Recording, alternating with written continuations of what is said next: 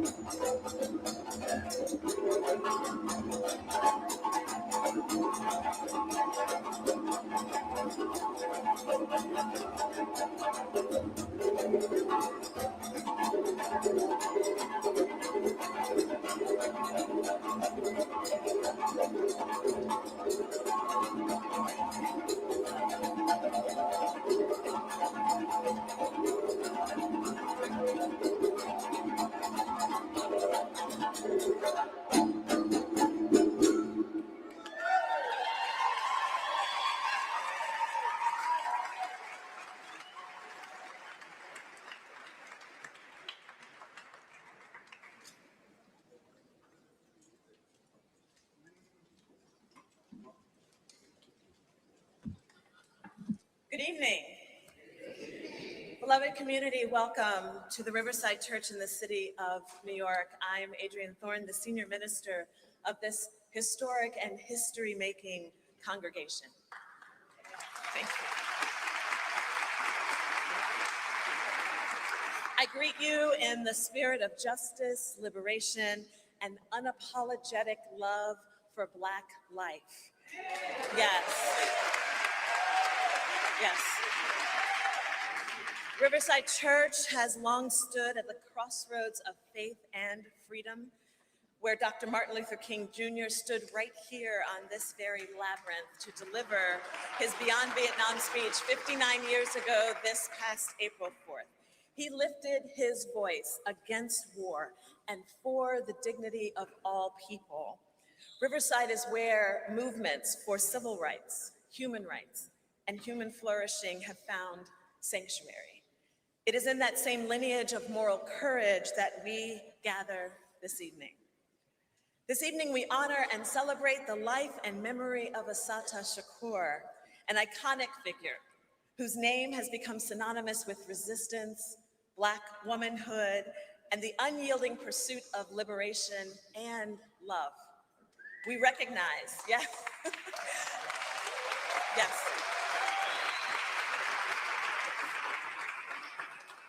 We recognize her as a daughter of the struggle, a voice that refused to be quieted, and a symbol of the ongoing fight for freedom across generations.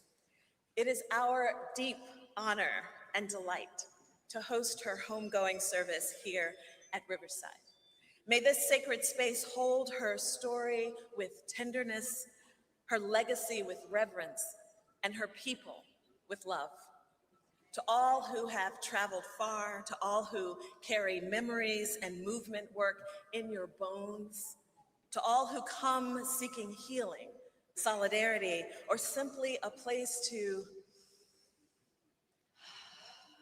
exhale, you are welcome here. May this gathering be a testament to the truth Assata taught us that the struggle continues, but so does the hope and the love. May her memory and this evening be a blessing. Amen and Ashe.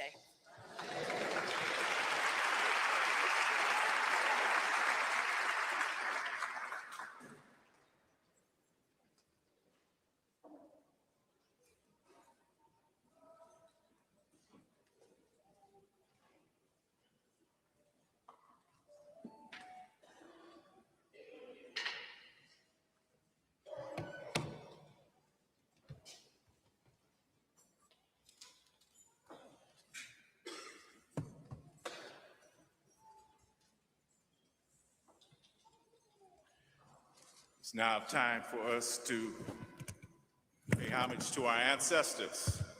Ashe.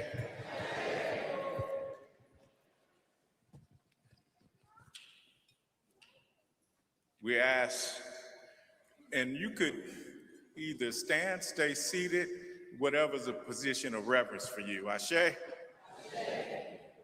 Name of the Creator Most High.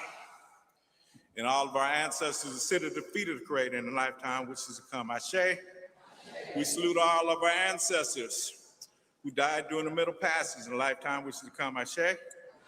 We salute all of our ancestors who resisted on the coast of Africa. Ashe. Who resisted on the boats. Ashe. And who fought in the Americas. Ashe.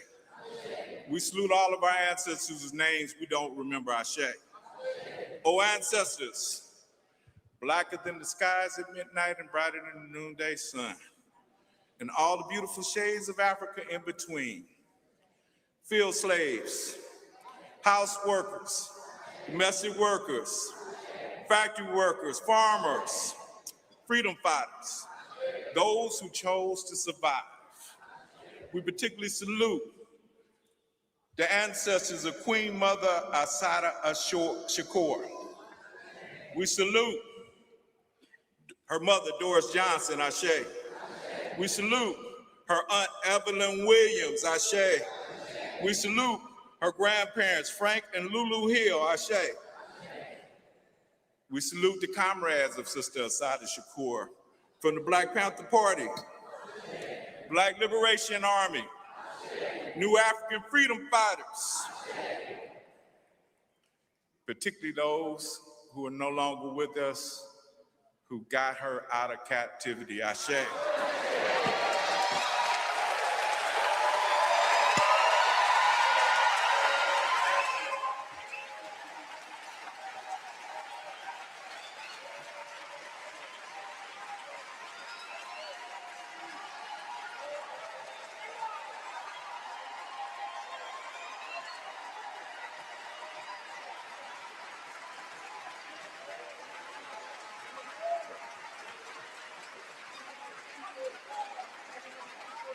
Free them all. Free them all. Free them all. In that light, when I was a young man, I wasn't introduced libations from the movement people. It was brothers and sisters on the street. And they said, for the brothers and sisters who ain't here. So for all of those who are still in captivity, for all of those who are in exile, we want to say, free them all. Free them all. Free them all. Ashe. Ashe. Ashe. Oh. Thank you, brother.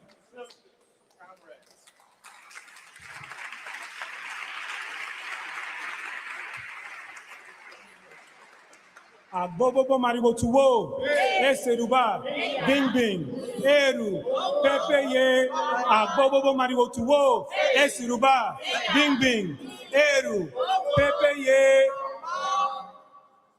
When the spirit of the ancestors dances with the spirit of change, the change maker of the wind, the blessing is for all of us. Iworio yeku, ogbodo na babalawo. Babalawo na kò gbọdọ̀ ṣàkìjọkìjọ fún ẹ̀gùn, àdífá fún ẹ̀gùn, àbú fún ọ̀yà.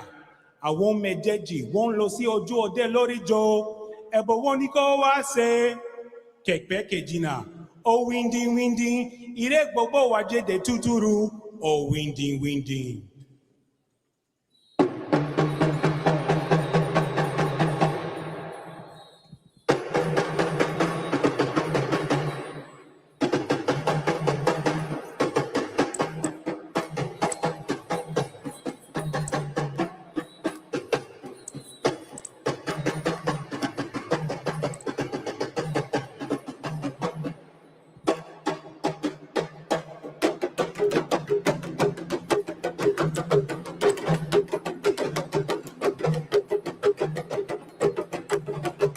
Mariwo,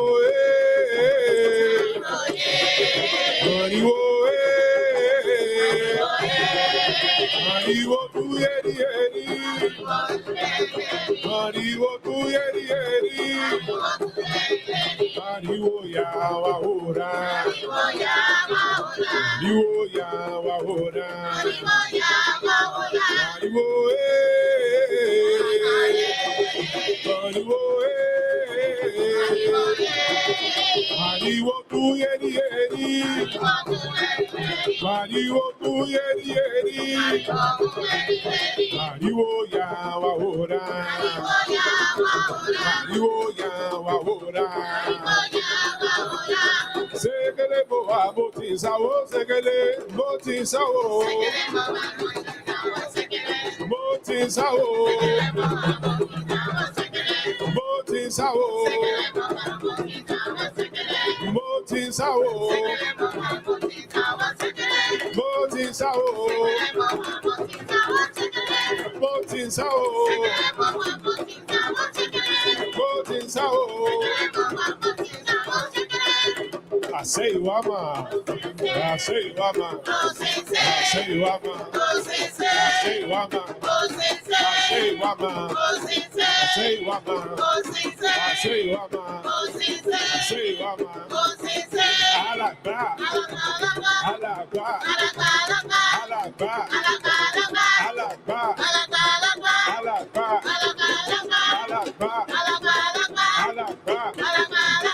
Alagba. Alagba. Alagba. Alagba. Alagba. Alagba. I say wama. I say wama. I say wama. I say wama. I say wama. I say wama. I say wama. I say wama. Alagba. Alagba. Alagba. Alagba. Fere timon fere. Fere timon fere. Fere timon fere. Fere timon fere. Fere timon fere. Baga. Baga. Baga. Baga. Baga.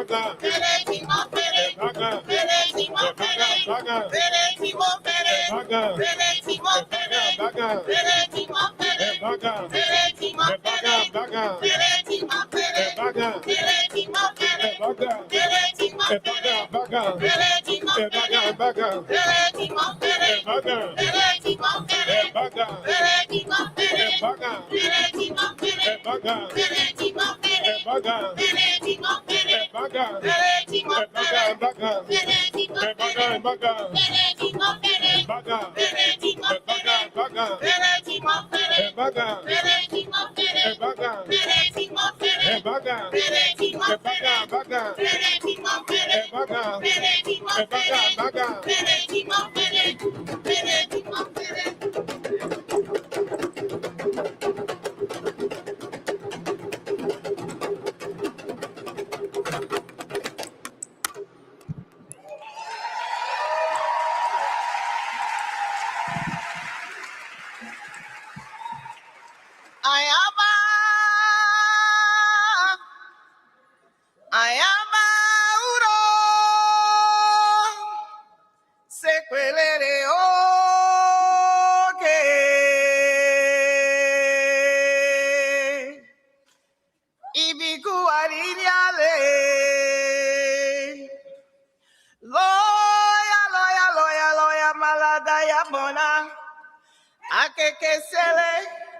Akekesele so ile so odo so yanu.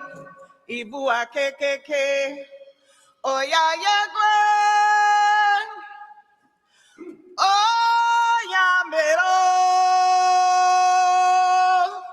Oya modele. Ewe onugonu so. Waye obinisa. Oya mi lote o.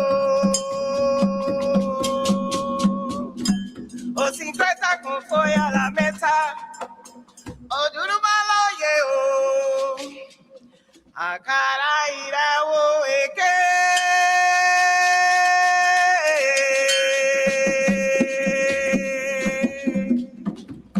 Ayama emile o. Ayama emile o.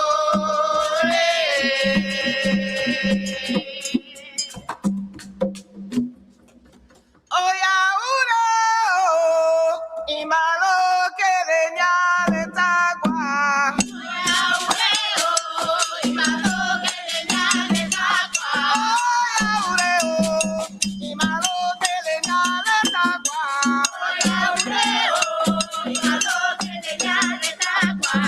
Oya ure o, imalo que leñale tagua.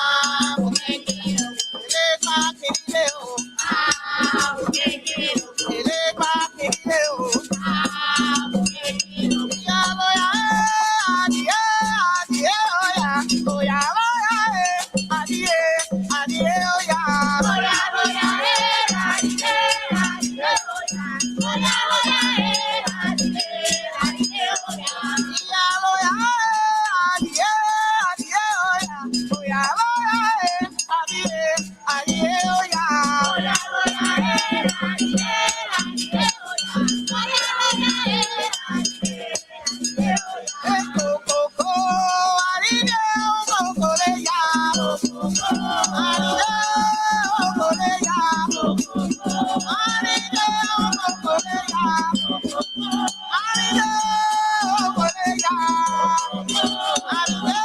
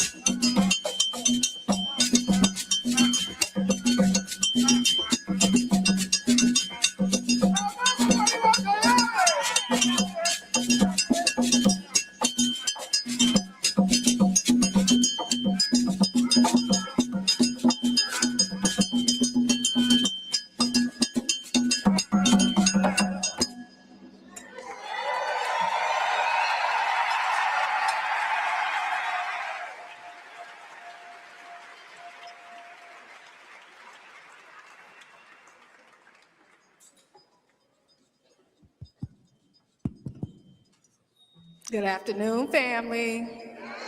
Greetings. That was a little lukewarm. Let me try that again. Okay, y'all still in my thunder. Hold on. All right, let's do it. Free the land. Free the land. Free the land. By any means necessary. We're gonna do another quick call and response. See who all is in the room, y'all. Y'all ready?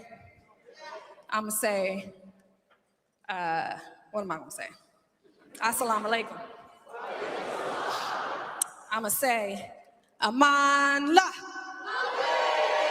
Okay, I'm just trying to see who's in here. I'ma say, Gawo. Okay, I got 3. Okay, so I'm a priest of Shango, Gawo, Kabi, Sile, so I had to do that. Okay, and then this is the last one I need y'all to pay attention to. Y'all ready? Look around and see how people respond. I'ma say, God is good. And all the time. There we go. Okay. We black. We extra black up in here and pro-black. I love it. My name is Dara Cooper, y'all. It is a pleasure. Peace, y'all. I love y'all. It's a pleasure and an honor to be here. I've had the great privilege of an honor of serving as a national organizer for the Hands Off Assata campaign, and it's been my privilege to be able to serve on this committee. Thank you. To be on this committee here for this memorial with my dear comrades and family here. And so I just wanted to introduce myself. So those are 2 things. And then the third is I'll be your MC today. But my comrade, I'd like to introduce my comrade and my shiro to Monifa Bandele. Free 'em all. So she's gonna help me out on the emceeing today, all right? So we have a beautiful program today, and I'm gonna just get to it. Let's bring up our next folks here. So we have the privilege of hearing from the illustrious Sweet Honey and the Rock, y'all. Yes. Can y'all hear me well back there? Let me hear y'all up top. Can y'all hear me well back there? I see y'all. Y'all looking beautiful and powerful and strong. We're going to hear from Sweet Honey and the Rock. But before that, we have an incredible welcome. I don't even need to do no introductions. From Angela Davis and Mark Lamont Hill. Peace, y'all.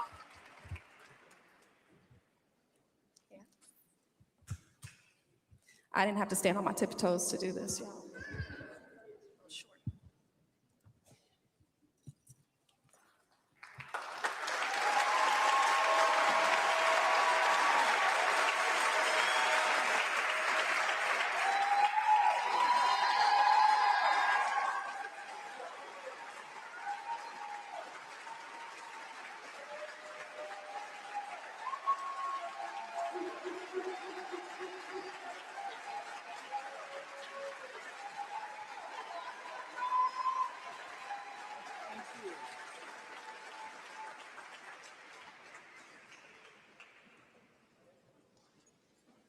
As you heard, my name is Angela Davis.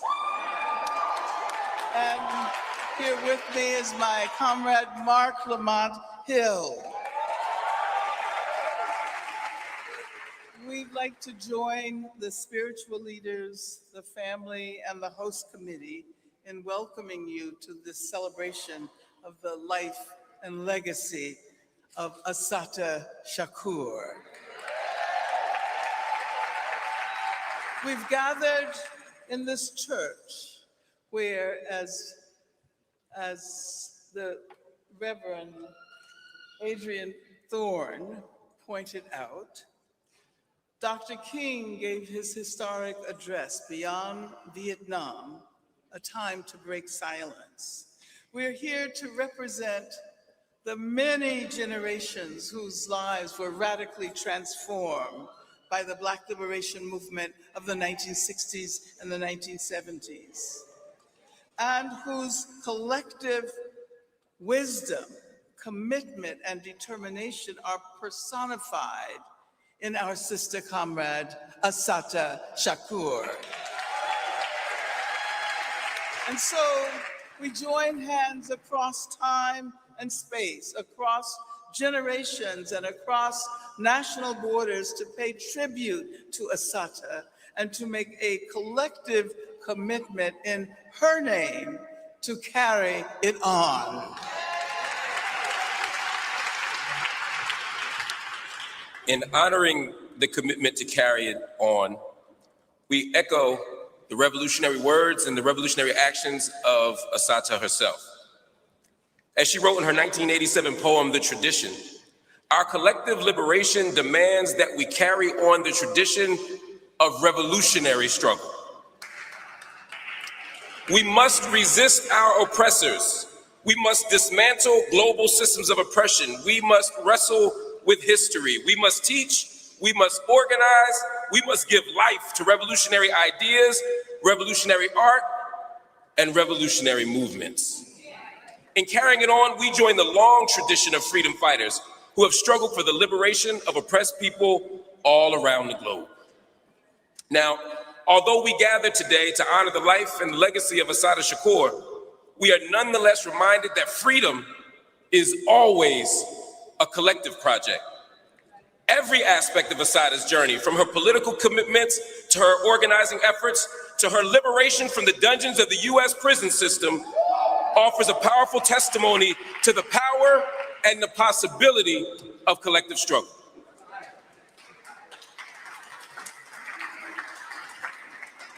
I wish there were time to evoke the many Black revolutionaries and other participants in the Black liberation movement whom Assata has joined as an ancestor.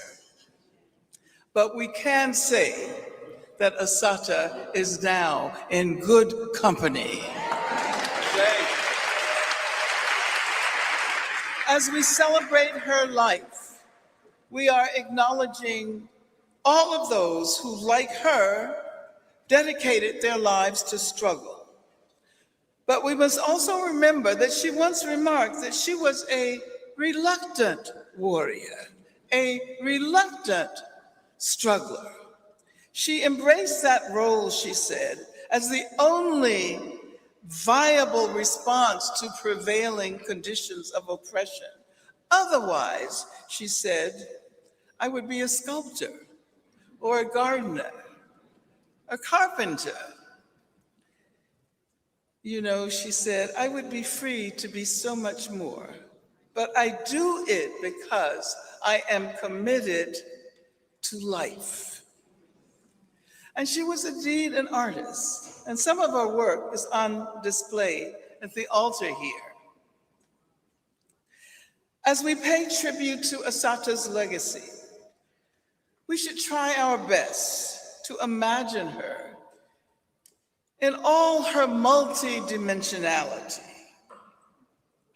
Of course, we're all captivated by the tendency to imagine her exclusively and sometimes even abstractly as the paragon of revolutionary commitment. But as she herself said, her commitment was to life in all of its fullness. Music was an absolutely crucial dimension of her life. And if she is known throughout hip-hop culture, it is because she understood the importance of this genre early on and was present on the hip-hop scene in Havana. Many even know her because of hip-hop artists, from her godson, Tupac, to Killer Mike, to Rhapsody, Michelle and Negi Ocello, and of course, Common.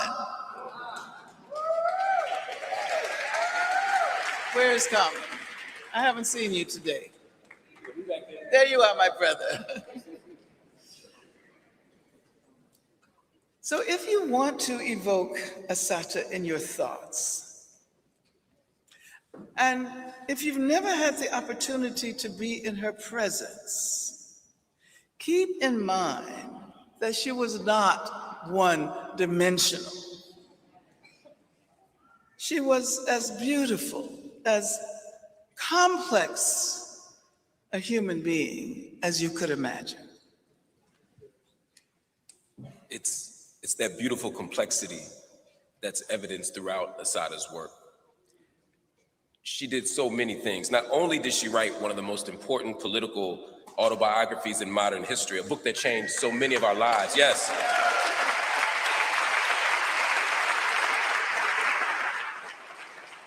But she did more than tell a traditional story. She infused those pages with poetry, with creative storytelling, and with non-traditional prose.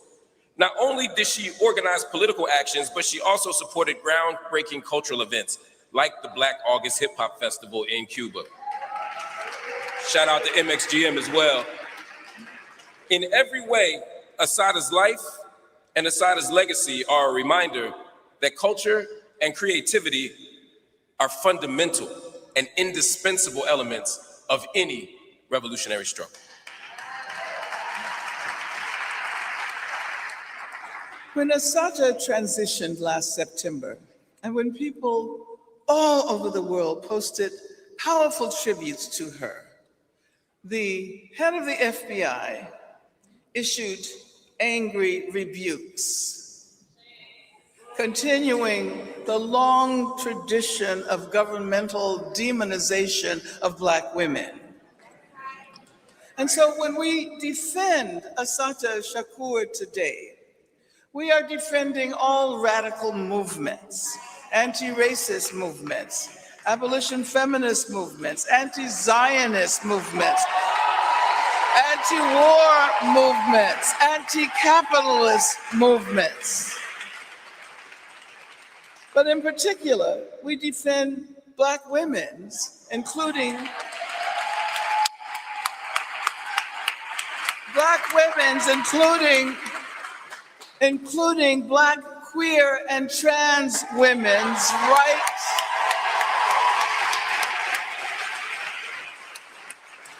a right to organize and to provide leadership within radical movements, from reproductive justice to local political campaigns to the movement for solidarity with Palestine, movements against the war in Iran, and now especially movements to defend Cuba.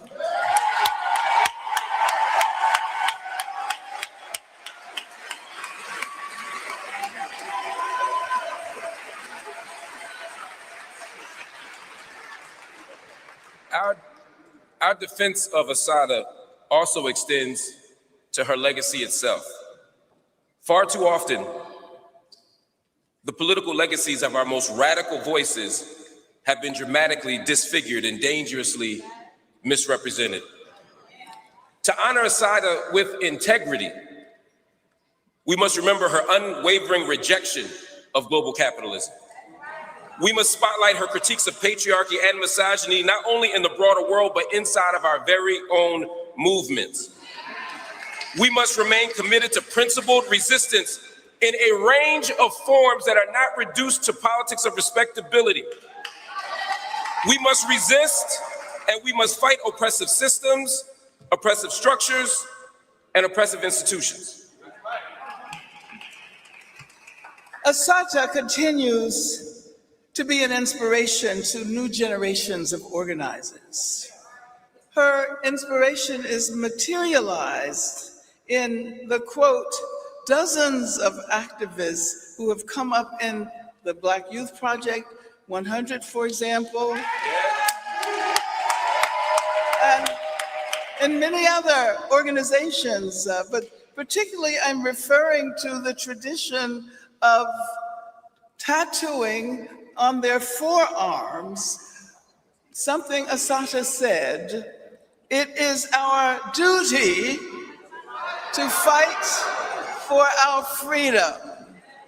It is our duty to win.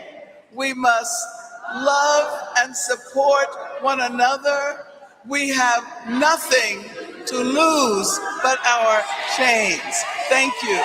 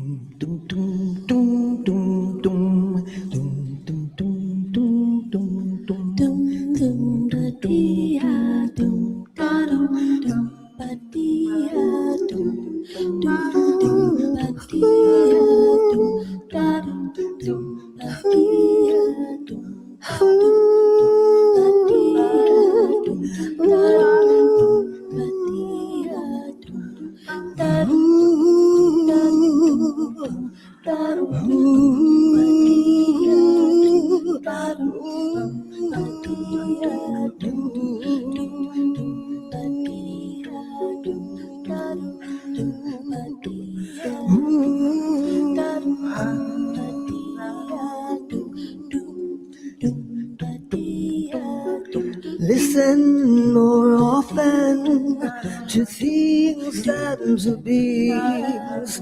Listen more often to things than to beings. 'Tis the ancestors' breath when the fire's voice is heard. 'Tis the ancestors' breath in the voice of the water.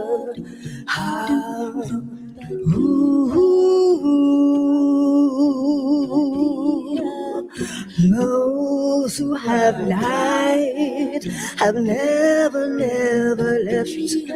The dead have a pact with the living.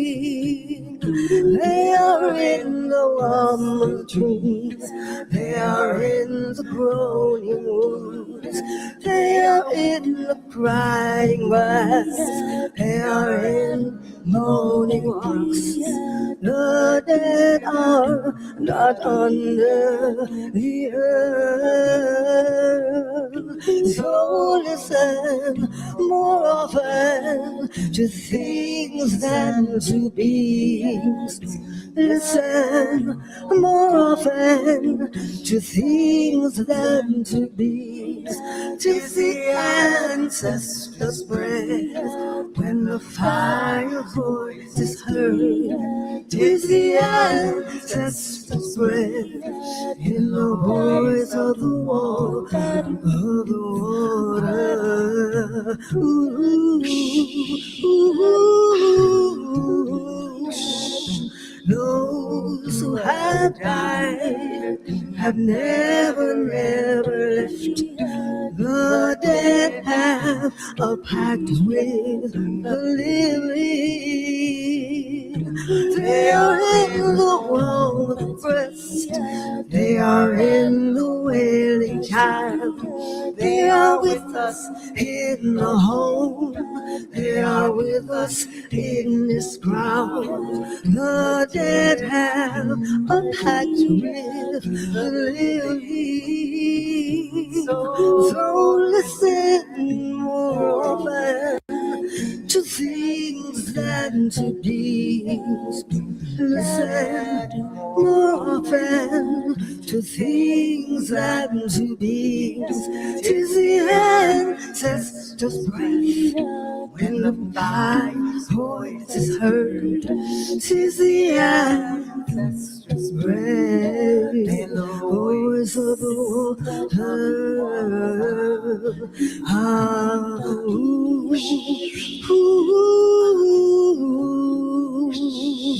Listen, listen more often. Listen to these. Listen more often to things. Listen to these. Tis the ancestors' breath when the highest voice is heard. Tis the ancestors' breath when his voice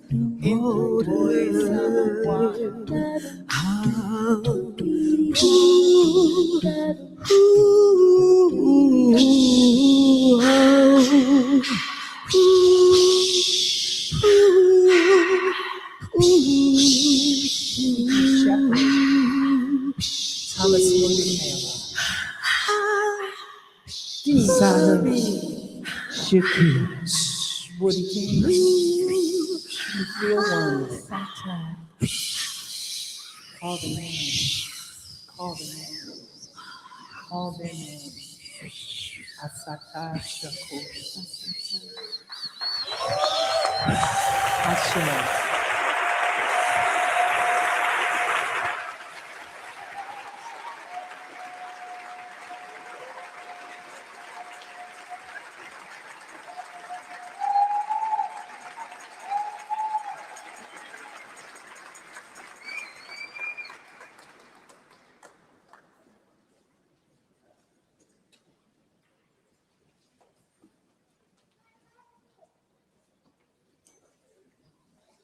Hey, family. Wrong mic. Wait, let me see. Can y'all hear me without a mic? No. Just kidding. Just kidding. I mean, but y'all ain't have to say it like that, though. Y'all could have said it nicer. One more round of applause for Sweet Honey and the Rock family. And Angela Davis, Mark Lamont Hill, thank you so much. So it's my great honor to bring to the mic next my comrades, my sheroes, Dr. Lisa Brock. Let's give Lisa Brock her flowers, yes. Let me do that one more time, and let's not make it lukewarm. Let's try it one more time. Y'all ready? All right, so it is my great honor to bring to the mic Dr. Lisa Brock, okay, and Dr. Tracy Matthews, okay. These are legends, y'all. These are people who put in the work, y'all, and so I want y'all to give them their flowers. They also happen to be my comrades during Hands Off Assata Chicago. And I've been having the great privilege of being able to study with them, learn with them, and struggle with them on behalf of the Hands Off Assata campaign. And it's been my great honor. And so they will be reading the eulogy, celebration of life. And then following Dr. Lisa Brock and Tracy Matthews, we'll have an excerpt of a film that you all get to see. So one more round of applause.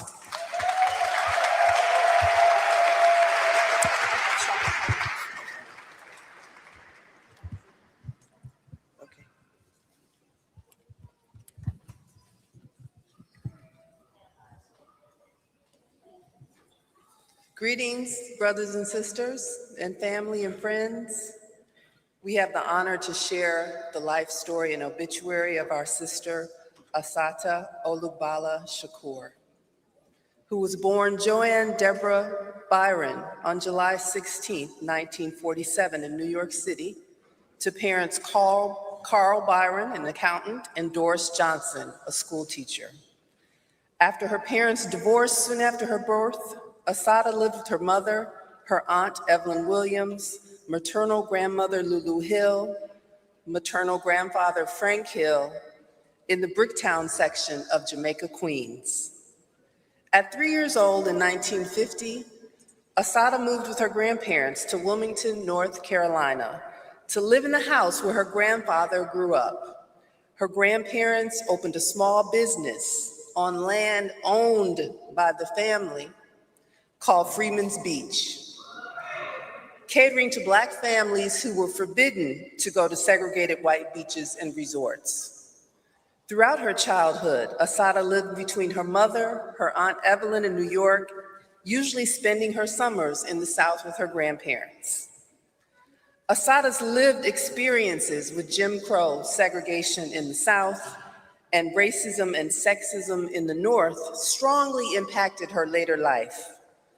She attended various schools growing up, including a two-room schoolhouse in Wilmington, the predominantly white PS 154 and later Parsons Junior High School in Queens, Cathedral High School, an all-girls Catholic school in Manhattan. She eventually enrolled in Manhattan Community College. Her exposure to people of different class backgrounds, especially within Black communities, sharpened her analysis and critique of both anti-Blackness and internalized oppression. As her revolutionary Black consciousness grew, she began to identify as an African woman. Quote, "My mind, heart, and soul had gone back to Africa, but my name was still stranded in Europe somewhere," end quote. In 1971, she decided to get rid of her slave name and chose the name Assata, she who struggles, Olugbala, love for the people, Shakur, the thankful, in honor of her comrade, Zaid Malik Shakur's family. Assata always said that the movement did more for her than she did for the movement. Of course, one might disagree, but clearly they transformed each other. While attending Manhattan Community College and the City College of New York in the 1960s, she encountered revolutionary ideas, artists, and activists. Immersing herself in the political culture of Harlem at that time, she met organizers of the Republic of New Africa, became a leader of the Black Panther Party and a founder of the Black Liberation Army. She also met Black communists and said she became a socialist. All these organizations shared the common goal of the liberation of Black people and were targeted by the FBI's COINTEL program, the counterintelligence program, whose aim was to undermine and destroy, especially Black-led organizations, their leaders, and their cadre. People were killed, terrorized, charged and convicted of crimes they did not commit. Assata became a key target of COINTELPRO. In 1973, Assata and two of her comrades, Sundiata Acoli and Zaid Malik Shakur, were stopped and harassed by state troopers on the New Jersey Turnpike. A shootout occurred, and when the dust settled, Assata was shot, and Zaid and a state trooper lay dead. After fighting for her life in the hospital, Assata was jailed, falsely accused, tried and acquitted, or had charges and acquitted, or had charges dismissed in 6 different so-called criminal cases. While in prison, she fought for the right to give birth to her beloved daughter, Kikuya, who was born in 1974. At a final trial for the Turnpike incident, Assata was charged and found guilty of the murder of her comrade Zaid and the state trooper, with no evidence that she fired a weapon. An all-white jury convicted her, and she was sentenced to life plus 33 years in 1977. Her lawyer, Lennox Hines, said her trial was a modern-day lynching. In 1979, with the help of committed comrades, she escaped from prison.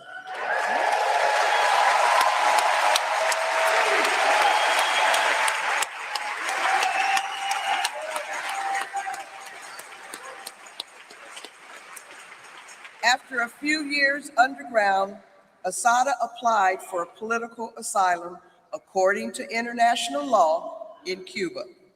The Cuban government understood she had been imprisoned because of her political activities and granted her full residency on the island.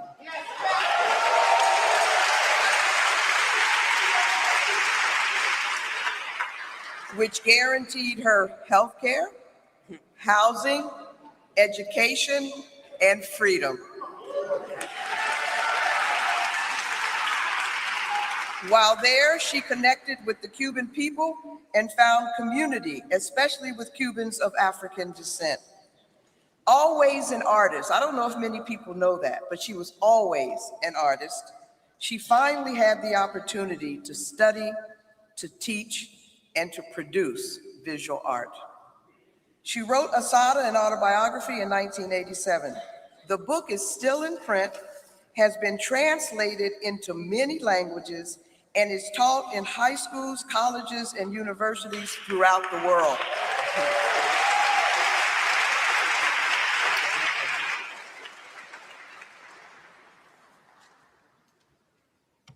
Exile was extremely difficult emotionally for Assata. When asked about her integration into Cuban society, she said, quote, "It was hard. I'm your basic Black sister from the States, and I miss my people. I miss my music. I miss the culture. I miss the verbal interchange. I miss my Ebonics. The hardest pain for me is the separation from my daughter and separation from my family. Communication is hard. There's nothing in life harder than being separated from my child and my grandchildren." In 2013, the FBI put Assata on their most wanted terrorist list, and along with the state of New Jersey, issued a $2 million bounty on her head, which is, of course, illegal according to international law. Assata, her family, and all of us who love her thank the Cuban government and its people for keeping her safe, productive,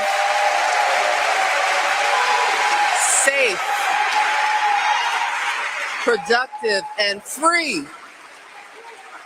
Safe, productive, and free, in spite of US government demands for her return and illegal attempts to capture her.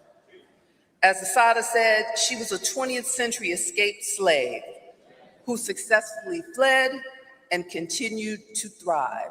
Brava, dear sister.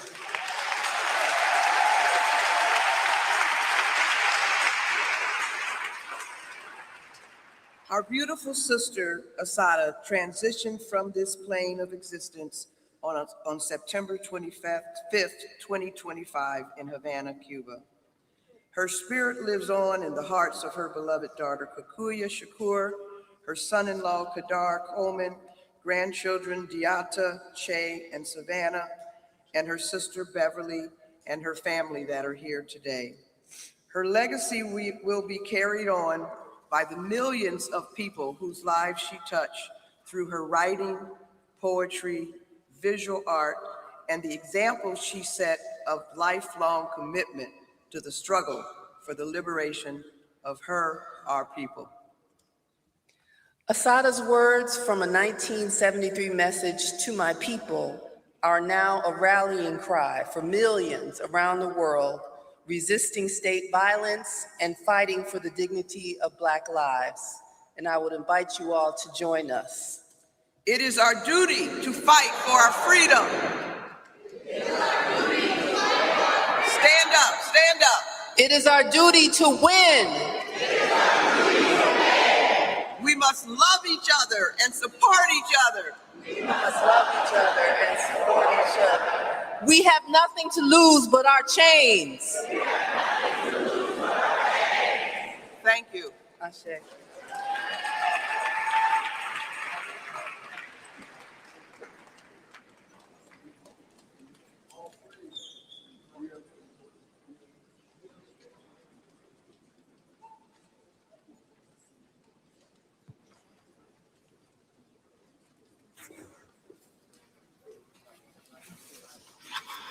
Yeah, these are more of the hard ones.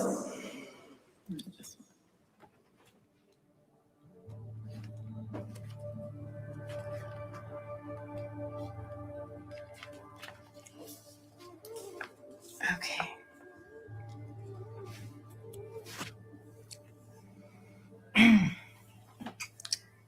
To my daughter, Kikuya, I have shabby dreams for you of some vague freedom I have never known. I believe in living.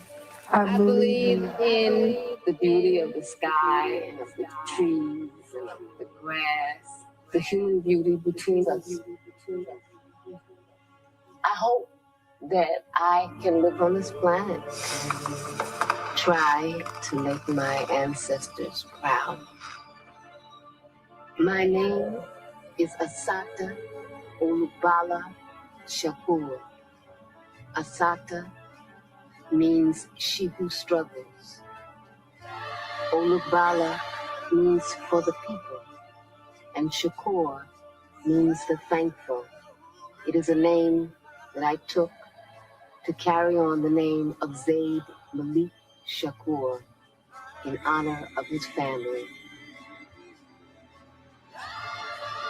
and in honor of the forces of beauty and unity on this earth, which I'm very grateful for.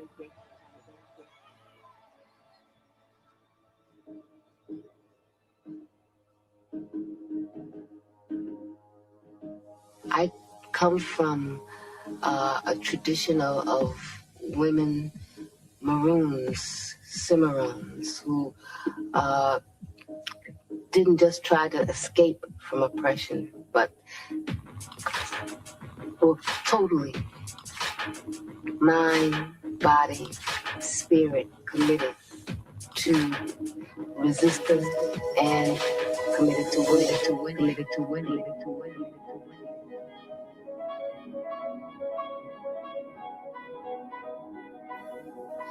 Bringing life into this world.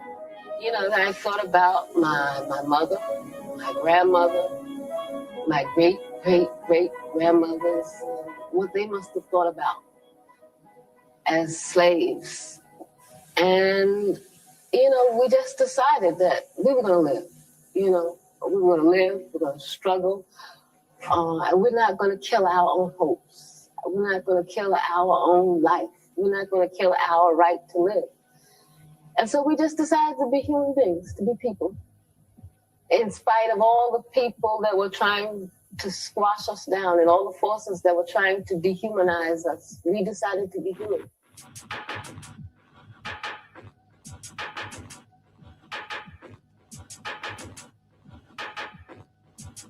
We have to be able to heal as well as struggle, because it's not just enough to fight to tear down the old oppressive systems, but at the same time, we have to be building new ways of relating, new values that are pretty.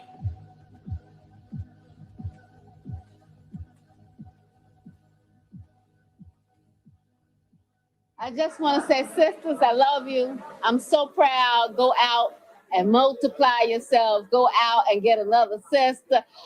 Go out and talk to anybody and everybody that you can to raise people's consciousness and to build a huge movement, not only to free political prisoners, but to free all of our people from the prison that is the United States of America.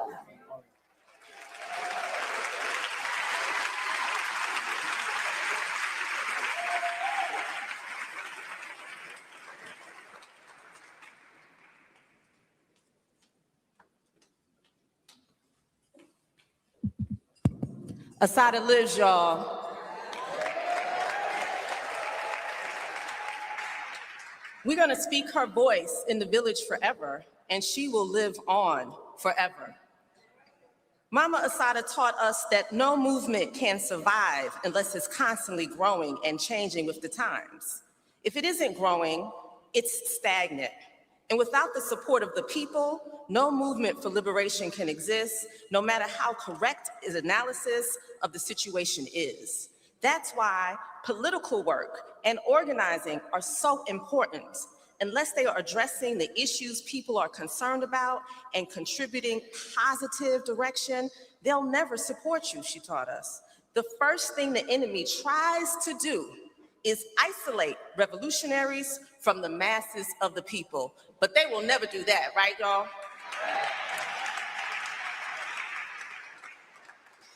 And there's two ways that our freedom fighters live on forever. One is through the work. When Mama Assata taught us to carry it on, she meant to do any and everything that you can do to continue to fight for the liberation of Black people. She lives forever as long as you do that. The second way that our freedom fighters live on is through their families, y'all. Through their children, through their grandchildren, their nieces and their nephews. And we have to remember that as much as they have sacrificed and contributed to our community, their families sacrifice so much. I want us to take a second and just give a huge round of applause for all the Panther Cubs, the BLA Cubs, the RNA Cubs, the Move Cubs on the move. We see you. We see you, and we salute you, and we love you. And thank you for sharing your mama, your baba, your grandbaba with us, with our community.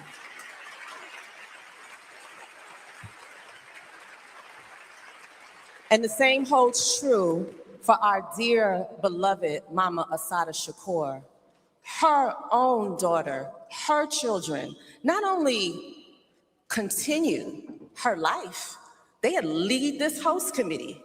They step forward with courage and grace to open up such a vulnerable time in their lives to us. So two things. I'm up here to introduce the daughter of Mama Assata Shakur, the phenomenal, incredible poet, writer, artist, Spelman sister, Kukuya Shakur.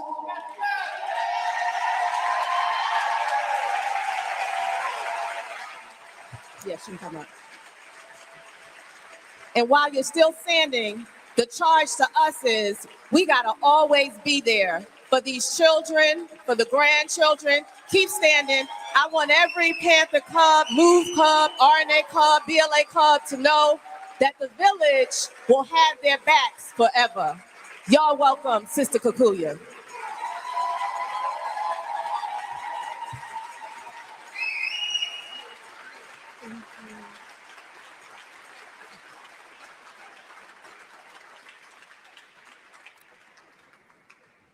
I want to thank you all for coming here tonight to be with my family.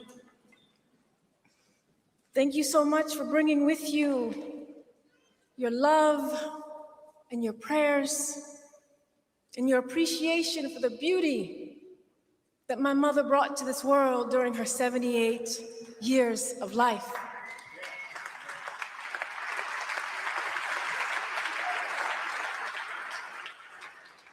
Tonight is a liberating moment for my family. After more than 50 years of isolation and 50 years of quietly counteracting the mainstream narrative amongst ourselves, this is a liberating moment that allows my family to affirm the truth of who my mother was, with people who can appreciate the anguish of what this history has been for my family, and the beauty of what my mother was fighting for. Tonight, I want those who loved my mother to find some gentle solace in this bittersweet moment. Despite the throbbing loss, and despite the silence left in the absence, I hope there is some comfort in this moment of triumph, in this moment that gives proof to the notion that every spawned breath of freedom cannot be quelled. Despite an overwhelming display of vitriol, there is the burgeoning resistance that always rises from the muddied wake of oppression.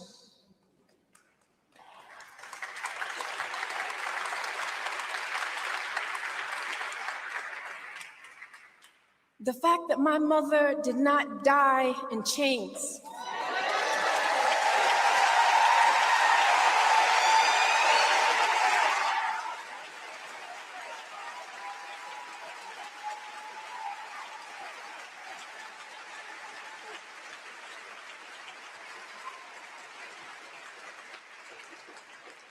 in a space unworthy of her humanity, not cowering or dispirited or uncommitted or acquiescent, is a testament to the fortitude of the human spirit. And this indeed is triumphant. There is triumph today after all of the illegal tactics to suppress a movement, after the brutality of incarceration in the most inhumane conditions, after the uncertainty of a sprouted dawn. There is triumph in that my mother's revolutionary spirit could not be broken.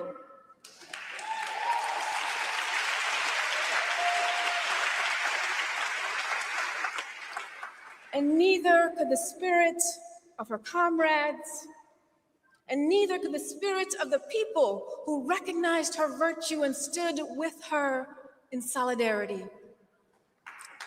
You are here today as evidence that the river spirit of the people cannot be dredged and flows onward from our ancestors who have died, fulfilling their duty to sway us closer to freedom. I want to give thanks to all of the people who kept my mother free.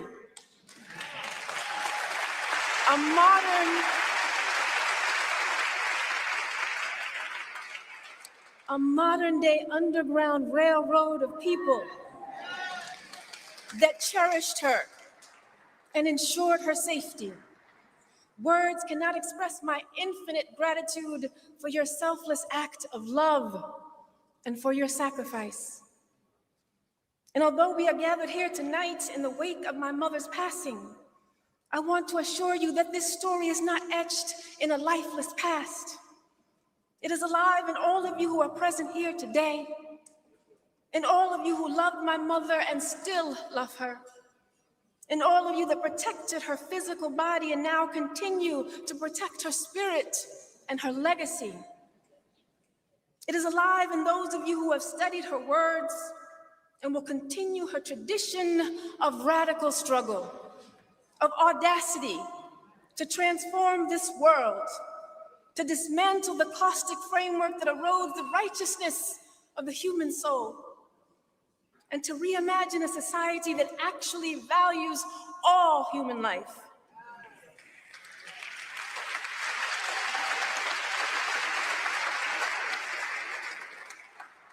As glaringly basic as that sounds, yet so elusive in this capitalist, imperialist country that we live in, a society structured to foster the well-being of each sacred human soul, that is what my mother fought to create. And so we, as oppressed people, cannot be told who our heroes and our sheroes are. We cannot be silenced by those who refuse to give voice to our pain, or by those who are complicit in the devaluation of our lives.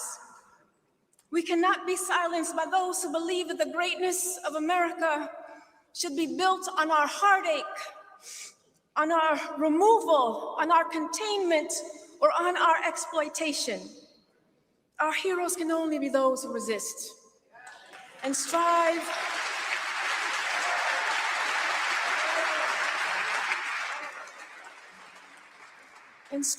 for a society rooted in inclusion and justice. And so, yes, my mother is my most influential hero. My mother understood that she was born into resistance, that my family had always been under attack in this country, that Black and Indigenous peoples had always been tyrannized and dehumanized in this country, that each breath was a fight for a dignified life, that each footstep forward was a demand to be freed from the shackles of racial terror, of state-sanctioned brutality, and of inflicted suffering. And so she willingly accepted the inevitability of struggle, the seething pain of struggle, the separation from loved ones, the grief, but most importantly, she accepted the commitment to winning this struggle.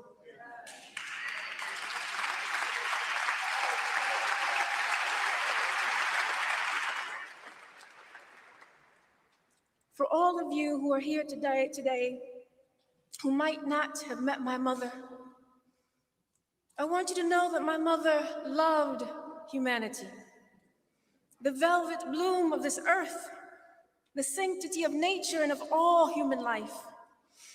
And so she loved the burgeoning possibility of struggle, of growing a kind world, of tilling the dream of liberation for Black people and all subjugated peoples. And so she loved to be principled, committed until death, as a comrade, as a sister, as a friend, as a freedom fighter. And she loved being a woman revolutionary, steeped in the strength that gave me life, barreling through the stony walls of a United States prison. She loved being my mom.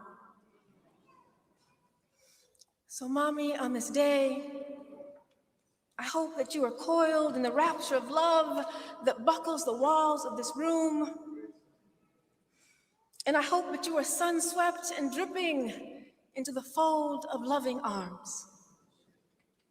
I want to thank you, Mommy, for being my mother, for loving me in a tradition rooted in liberation, for teaching me to question the status quo of human cruelty, to question who we are in the shallow glint of the mirror if we are not truly human, to question who we are if we are not bound by the storied breath between us, by the ordinary lives lived in the gut, hungry for more than just a fraction of human decency. Who are we if we are not the blooms of our martyrs, the keepers of their dreams unbodied, the bastions of our goldenrod tomorrows, flowering for our children and our children's children? Who are we if we never realize that we have nothing to lose but the weighty degradation of our chains? Thank you.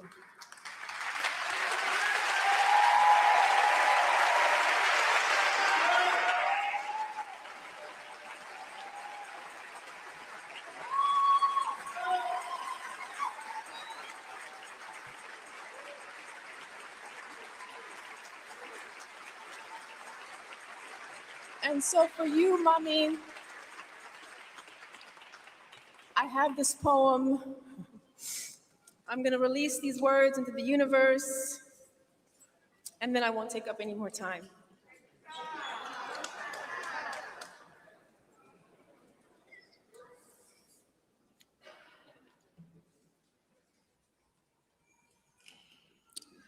So all I can do in this throbbing bulge of fractured time is bend from the rigid spine of my grief into the simmered limp melt of your hand, still nestling me close to spirit. I can only breathe in fragments of time unfurling from the rusted gasp of smoldered memories abated. I can only try to peel back the decades from each crumbling exhale. Shake out the dust spurs and the yearning steeped in the mucky angst of my lungs, cough up the cud of screams that I've swallowed over and again in the stiff wooden choke of my throat, so this pain wouldn't die here in the stagnant lull without meaning. Today I can only bend away from the languid drift of the silk horizon between us, away from our vapid pining and our pin-pricked moments splintered into shrapnel. Bend into the needle touch of longing left to bristle feverishly at my side. Keep the memory of you alive in the stinging quench of my thirsting pores, where I can still yearn for the downy kiss that nudges beneath the rigid cloak of death. And I can still bend into the muffled quake of your last gaping breath, sheared and sprawled into the stainless, into the azure black, into the carbon round, into the anvil stretched rough-hewn prayer that I've carved into the infinite invocation of these sun-splayed words, I hope. I hope these words, they swell into your restive bloom of jasmine, of rebirth in the greening of a sallow death, of the borrowed earthen scent of just how deep you loved me, so human, so visceral, so full of the conjuring blood that leaves us lost in the delicate, of all our dizzied, flickered, springtide hope ripen in the shy spray of nectar trembling from our throats. Let me sing for you a lullaby that star-gazed and dusted in the glint of my cloudless tears. Let me sound the gutted death wail of empty-handed daughters, still nuzzling the breathy steam of their mother's love on the slick wet pool of their palms. Let me weep a moon-reaped melody of holy night that knows no perch of day without your sparrow song swooping through it. And where ours is a boneless, liquid light-dripped love, where there's no beginning and no end to the ruffled shores of our melted touch. So we just spill into the nectar round of each other's arms, sticking to the human and the bitter-sweet. How could they dream your flame could choke, sputter breathless in the iron rage of bullets? How could they flay the sovereign touch from your feasted bones and leave just the raw peach flesh of hope to bleed, a sherry dusk holding vigil inside your shackled prayer? How could they bludgeon layer after fist-turned layer of your unbowed humanity, unaware of your eyes like tinder stoking blood-gripped flames of resistance unabated? Unaware of your cloudburst freedom, your plasma storm freedom, a hush grenade of sun melting off the knotty drape of this mortal body. Your freedom can't be contained by the death will of humans, by their barbed hearts, by their stone-cast aggression. Your freedom holds you in the runny yoke of day, in the fearless rush of a liberated night, bursting from the blue benison of neutron stars. Your freedom sings soprano C notes dancing in the nether mist, your people's chorus. Your freedom chants parting back the wool of rain, like the frothy rapture of Sunday mornings, like the hazy croon of organ notes when they scurry into the roundness, like a painted prayer, like hope, stifling a cherry black horizon with the dewy, burnished calm of a newborn's first wet breath, pure and godly and forever carried on the golden wings of morning. I love you, Mommy.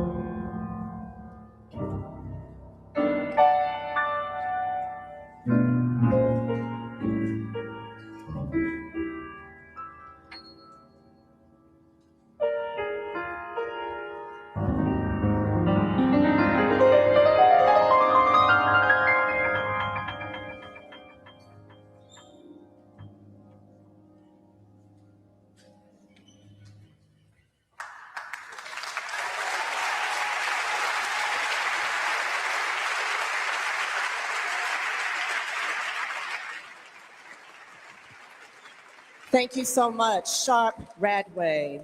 There's a Sharp Radway, not Redway, on your program. It's an A. Thank you so much. That was beautiful.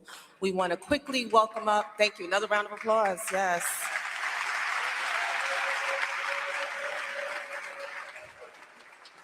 We want our next three speakers to quickly come up. We have the amazing revolutionary attorney Lennox Hines, New African People Organization, Dr. Akinyele Umoja, and then, folks, we have a special video tribute from the powerful Leonard Peltier. Leonard Hines.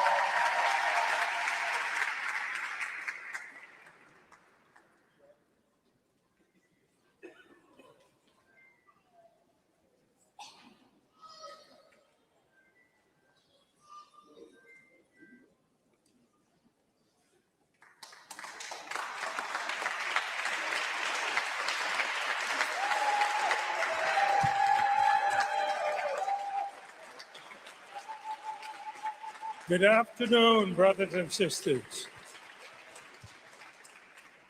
Good afternoon.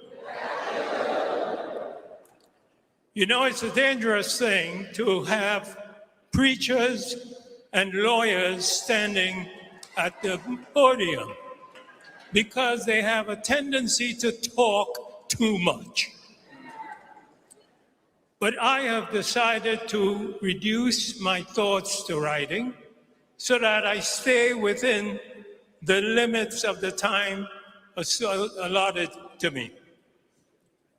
So, Kikuya, thank you for inviting me to join you and your family in this historical celebration of Assata's life. Friends, whatever I say today will be inadequate to honor the courage, the resilience, the dedication of Assata Shakur, whose life, if it were a fiction, would be difficult to believe. However, the truth is, her life, no matter how incredible or true, I say inadequate because I fear that whatever I say and whatever the many distinguished speakers may say today to contribute to our understanding of Assata, our understanding of her unflinching, lifelong struggle to build a world unsustained by racism, unsustained by economic exploitation, political repression, and unjustifiable warfare, will not begin to explain Assata's creative, humane, and unwavering commitment and strength. Whatever we say today, my friends, will fail to do justice to the complexity, the depth, and the remarkable accomplishments of the essential Assata. As we will learn from today's speakers, Assata's commitments began in childhood and have ripened and matured over the past many years.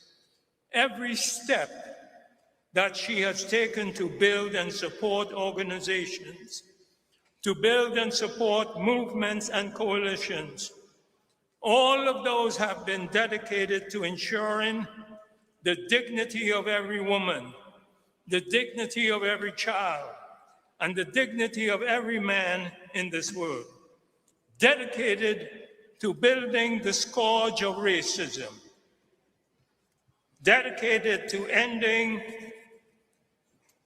and the restoration of the people of every nation to their rights to control the use of their own land, the rights to use their resources and the fruits of their labors. For more than a half a century, I represented Assata as one of her lawyers.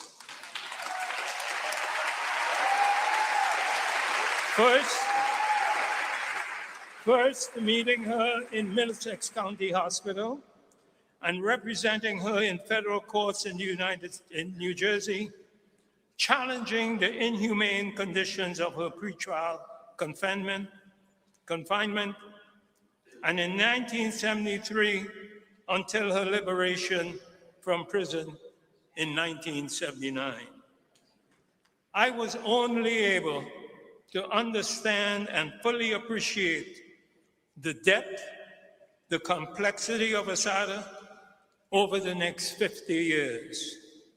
And that was thanks to the Cuban people and the Cuban Revolution.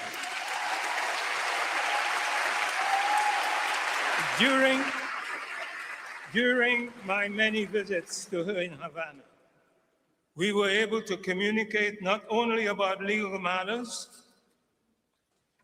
but share concerns about family, children, grandchildren.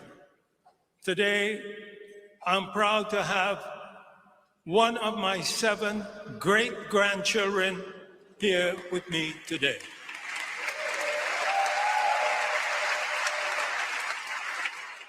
But while in Cuba,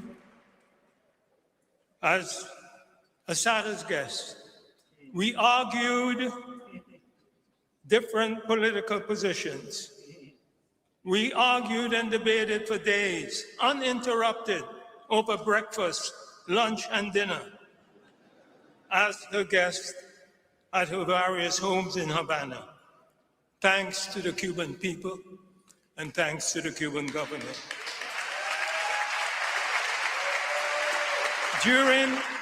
During those meetings, I came to appreciate her as a friend, as a comrade in support of our common struggle against racism and exploitation in the United States and around the world, in support of national liberation movements, struggling against colonialism and imperialism in Africa and elsewhere, in support of the rights of workers and political prisoners, in support of victims of police brutality and injustice in every corner of the globe.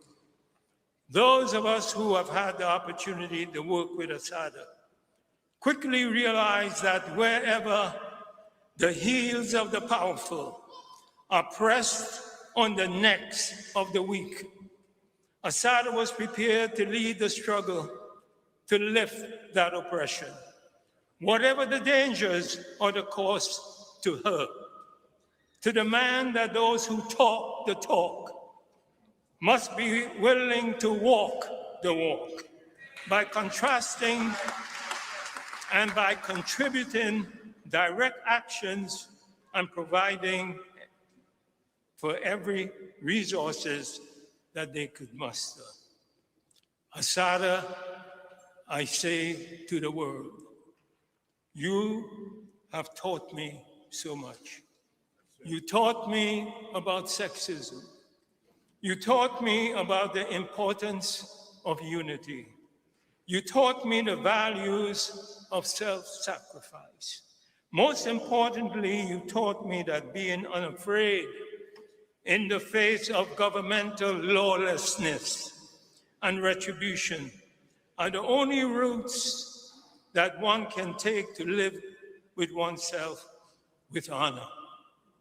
Let me close by explaining why the Black Liberation Movement, why all of the people here today, why the people of Southern Africa owe a great debt to Cuba. When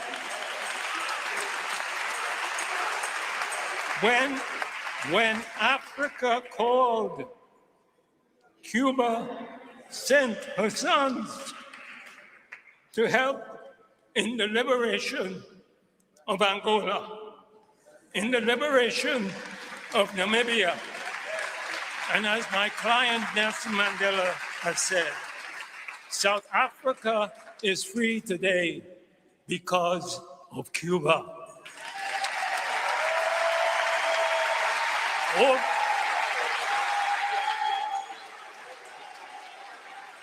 comrades, Comrades, over the years, Cuba has recognized dozens of political prisoners from the Black liberation movement here in the United States.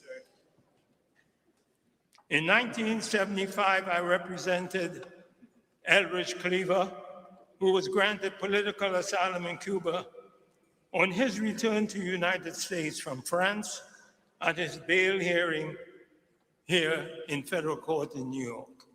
Also in the 1970s, I spent time with Huey Newton while he was in exile with his family in Havana.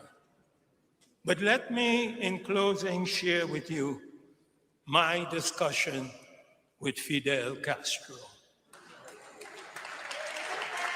In April of 2000, there was a bitter child custody dispute between a Cuban father and the Miami-based relatives of a Cuban child named Elian Gonzalez, who was orphaned at sea.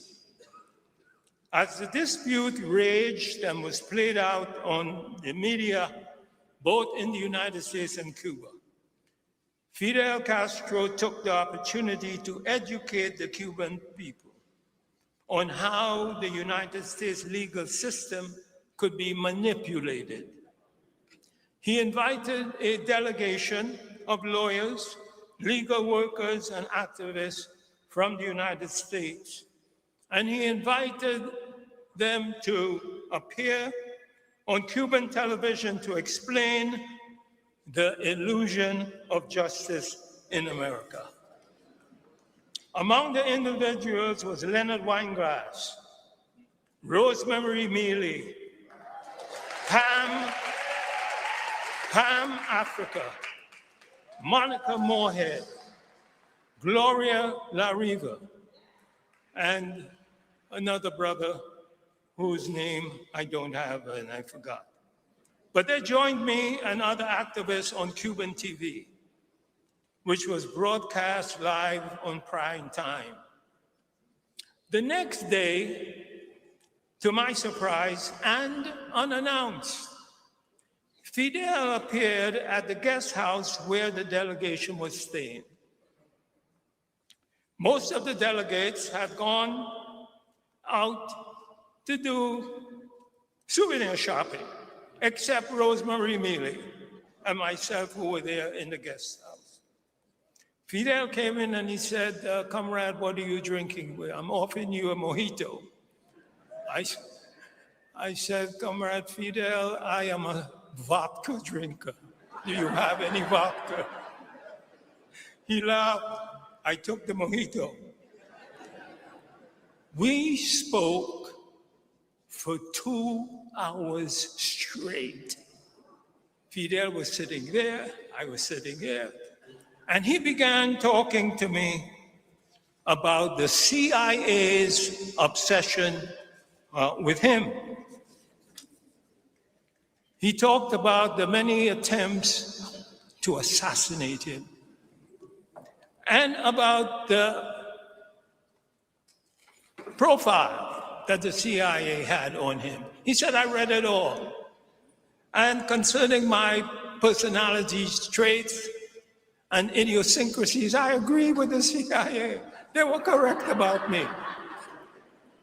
He then leaned over and said to me, "Lennox, I read their description of Assata, and I totally disagree with their description of Assata as a terrorist. We in Cuba believe, and under international law, we granted her asylum as a political refugee. We will never give her up." My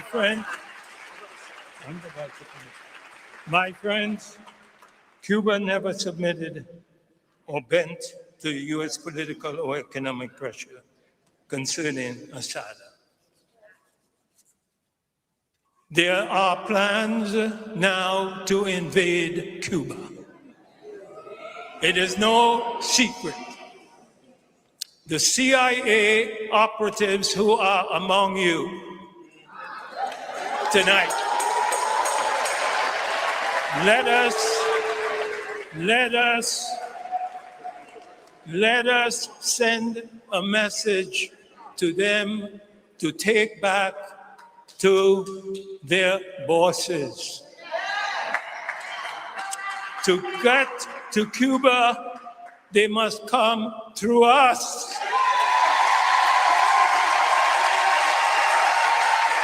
We say,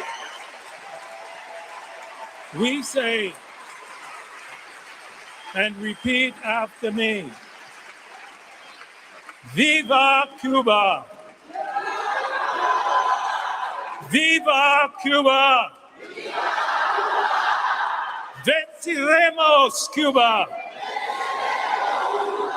Venceremos Cuba! La lucha continua. Thank you.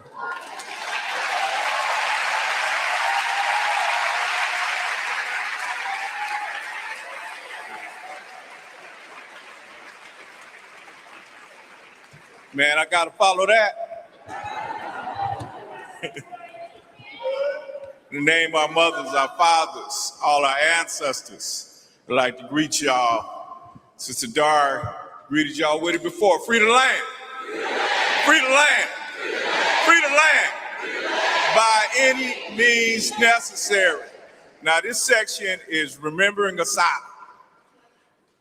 Unfortunately, I didn't meet Assata until 1987. I first heard in 1973, I was at a study group. We had formed a committee to free Max Stanford, Muhammad Ahmed. Y'all heard that name? Ashe. And he's still with us. But one of the older comrades brought this article saying that there were some comrades who were captured on the New Jersey Turnpike. One was martyred, Zaid Malik Shakur, and two others were captured. One was named Clark Squire. Later we knew it was a Sundiata Kohler, and I think Sundiata's here. Where's Sundiata at?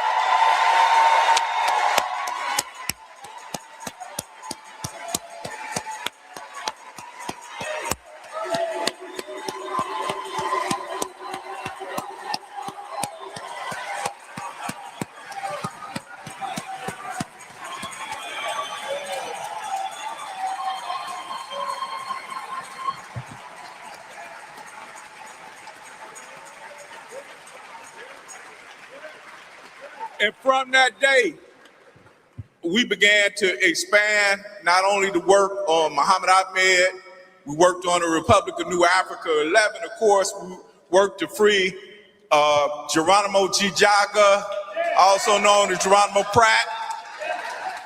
And of course, we got from Baba Matulu and Bilal and all those folks, Mama Yuri Kochiyama, all those people from the East Coast to send us literature and petitions around Assata, Shakur, and other BLA prisoners of war. New York 3. But we did whatever we could do in California to support that cause. A few years fast forward, I was in a group called the National Black Human Rights Coalition, an alliance of the Republic of New Africa, Provisional Government of the Republic of New Africa, African People's Party, other groups. We had a march to the United Nations on November 5th. And I came here a few days early for the rally to see what I could do. A brother, I was just reminded about him today, Muntu Matsamila, key organizer. Some of the New York OGs know him. He picked me up from the airport. We went to his apartment. He got a telephone call. I don't know from who. Y'all gonna have to see. I got to find out, who called him that day. He said Assata had escaped.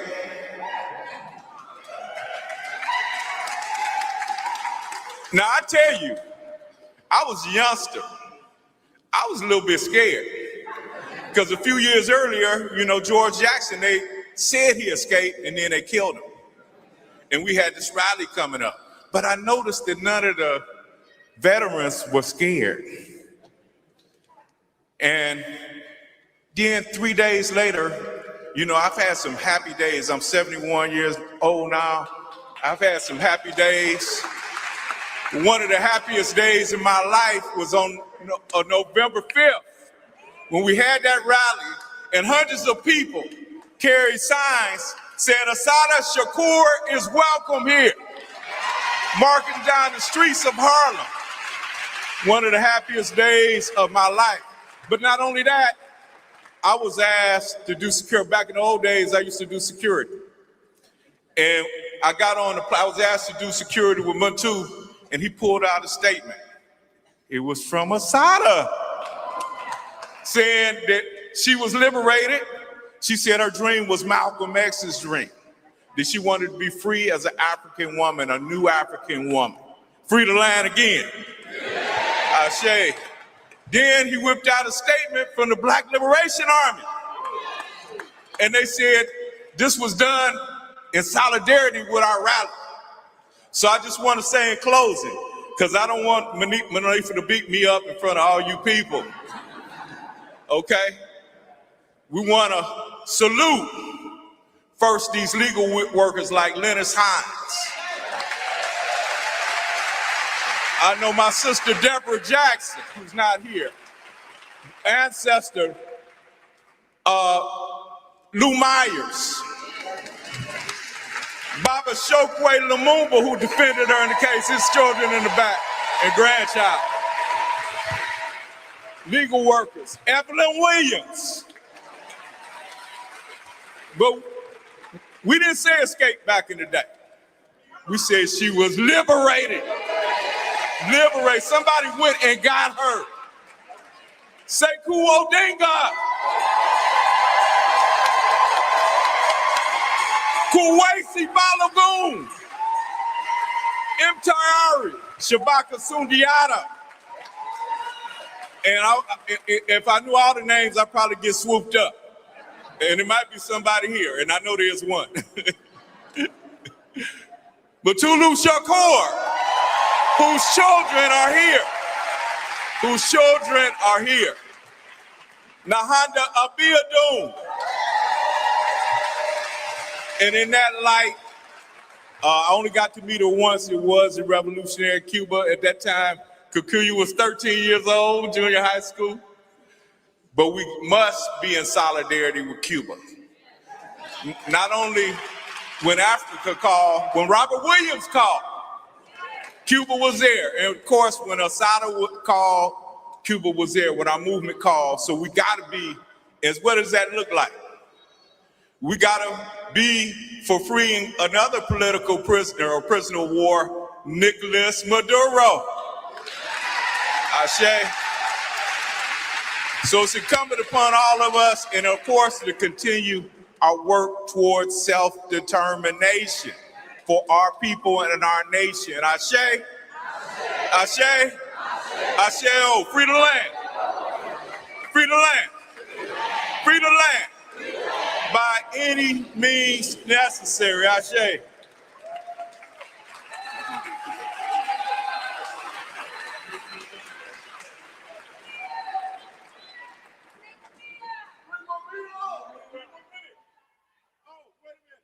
Hello to everyone here that's attending this funeral of Assata Shakur, who was a great hero to many of us. She fought hard for her people.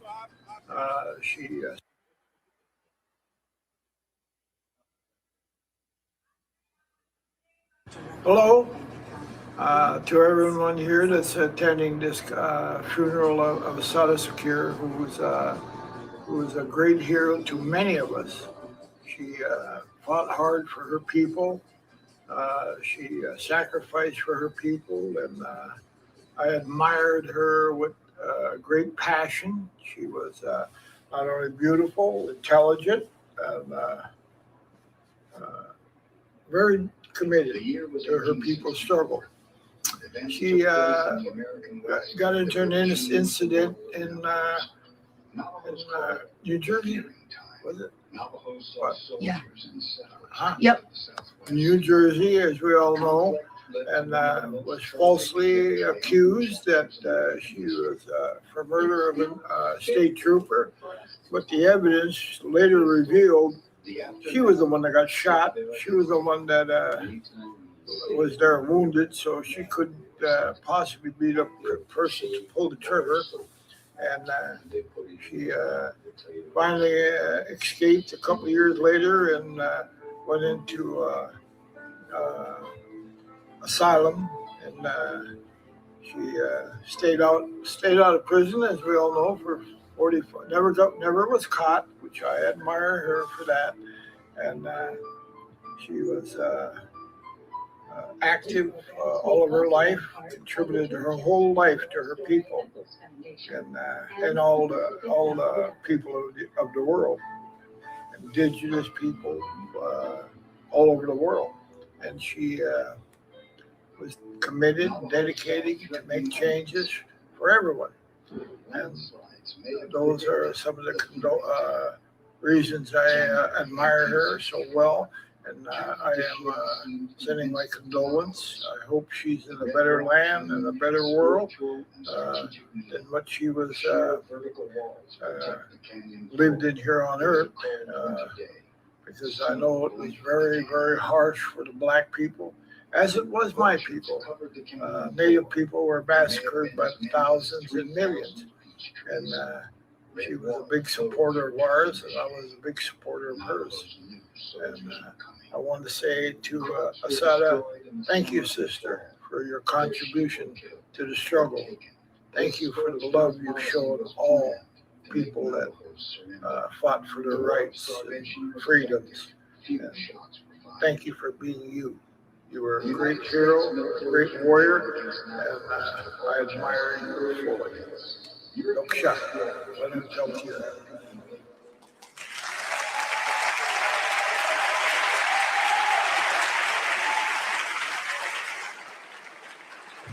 While we say free the land, our Native and Indigenous comrades say land back. Our movements are linked, and we are so grateful to get that message from Baba Leonard Peltier. And now the moment y'all been waiting for, y'all. Power to the people. Will the veteran Black Panther Party, put your fists in the air. We love you, Babas and Mamas. We celebrate you. And next up, our next speaker.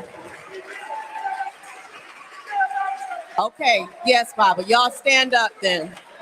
Power to the people. Power to the people. Power to the people. We honor Black Panther Party, Black Liberation Army.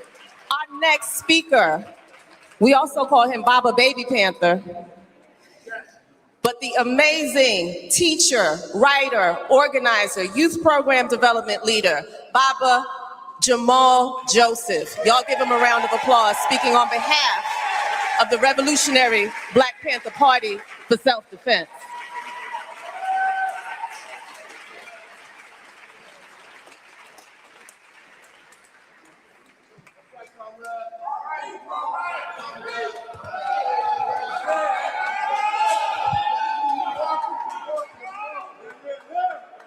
One more time, all power to the people.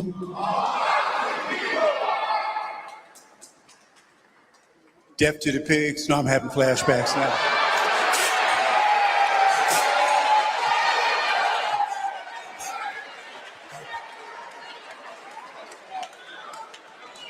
Okay, listen.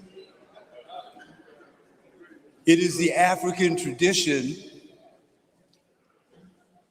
that when we gather together and to celebrate the crossing over an ancestor, that we do it with joy, that we do it with laughter, so that they know, that the ancestors know, that their spirits know that it is okay to move on. So this has to be a celebration of life and power and also a raising up, yes? Can I get all Panther veterans, and we don't say former Panthers. And I just want to give us some context. The name of the Black Liberation Army came about because in the Black Panther Party, in our 26 rules of discipline, it says, no Panther shall join any other organization or force except the Black Liberation Army. So if I can get Panther veterans to stand and BLA soldiers just to stand, please. Panther veterans, BLA. Blas in the house.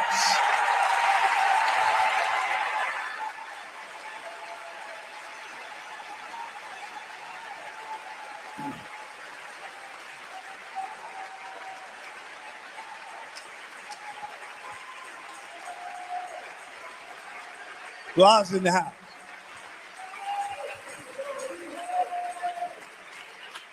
I have a few words about Assata now. Okay, y'all know that uncle that shows up at the funeral and says any damn thing. I'm that guy today. Oh, here come Uncle Joe, right? To tell those stories that's going to make us laugh and lift us up.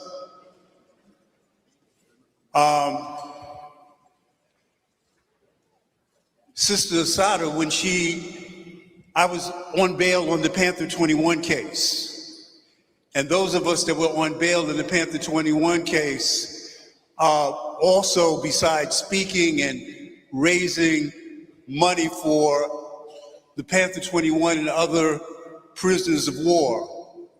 Chairman Bobby Seale was in prison, Sister Angela was in prison, many political prisoners across the country. We still had our regular duties as officers. So for the Harlem branch and the Bronx Ministry of Information, I was a field lieutenant. Panthers know that your job as the field lieutenant was to keep it rough and tough. And so the first day that Assata, then Joanne, walked into the Panther office, I was the first person that she met. In her book, when she says her two best friends in the Panther Party were Sechuayo and Jamal, I'm that Jamal.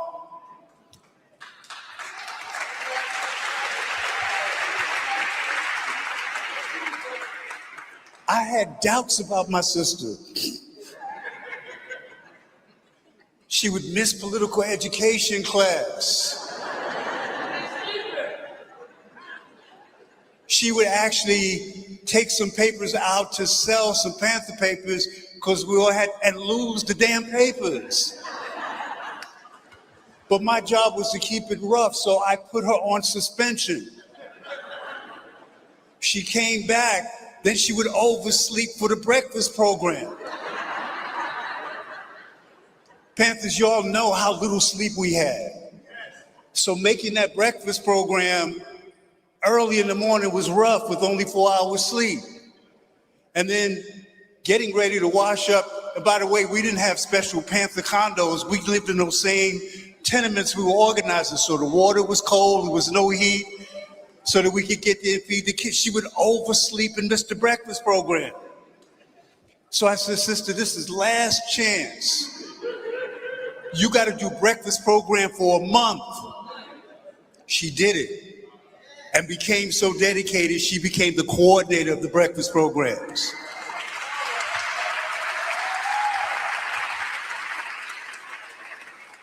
Sister, you lost the papers. I'm not going to put you on breakfast program because you're doing it well and you like it. You've got to do some push-ups. She could barely do push-ups. So she started taking martial arts classes in our security sections and started learning the katas and the self-defense, and then was co-teaching those classes. Sister, we got to get the paper sales up. She started going out, and her secret was going out at night with Kim Holder to those bars. No, I mean, if you saw Sister Assata coming in as fine as she was with Panther papers, what did you think the brothers in the bars was doing? She was out organizing the lumpen proletariat, as we call it. when Dhoruba bin Wahad and I went underground, and there was a need for communication and technical support, she became that sister that communicated. And after Assata got wounded the first time, we came and got her. And it was time to go back to be that liaison. She said, I'm staying. And that was the original cell in the founding unit of the Black Liberation Army. I want to make it clear. I also want to say one thing to make it clear. I stood trial on the case because I know that we talked about the liberation of Assata Shakur, and I'll preface that by saying, I'm just saying. But one of the things that we were charged with collectively in that case, liberating folks from prison, Brinks-Armour car robberies, but the liberation of Assata Shakur. I'm just saying. We got acquitted of most of those charges, but I will say this, co-defendants on that case was Sekou Odinga, Mutulu Shakur, Chewy Ferguson-Eel, and I'm happy to say that I know that her spirit is truly free with two of the brothers that were there that liberated her. I'm just saying. Lately, I've been sitting with Panther veterans and Young Lord veterans and our brothers and sisters, white combatants who were there with us. And it wasn't like no damn one battle after the next. I got to tell you in terms of what we did.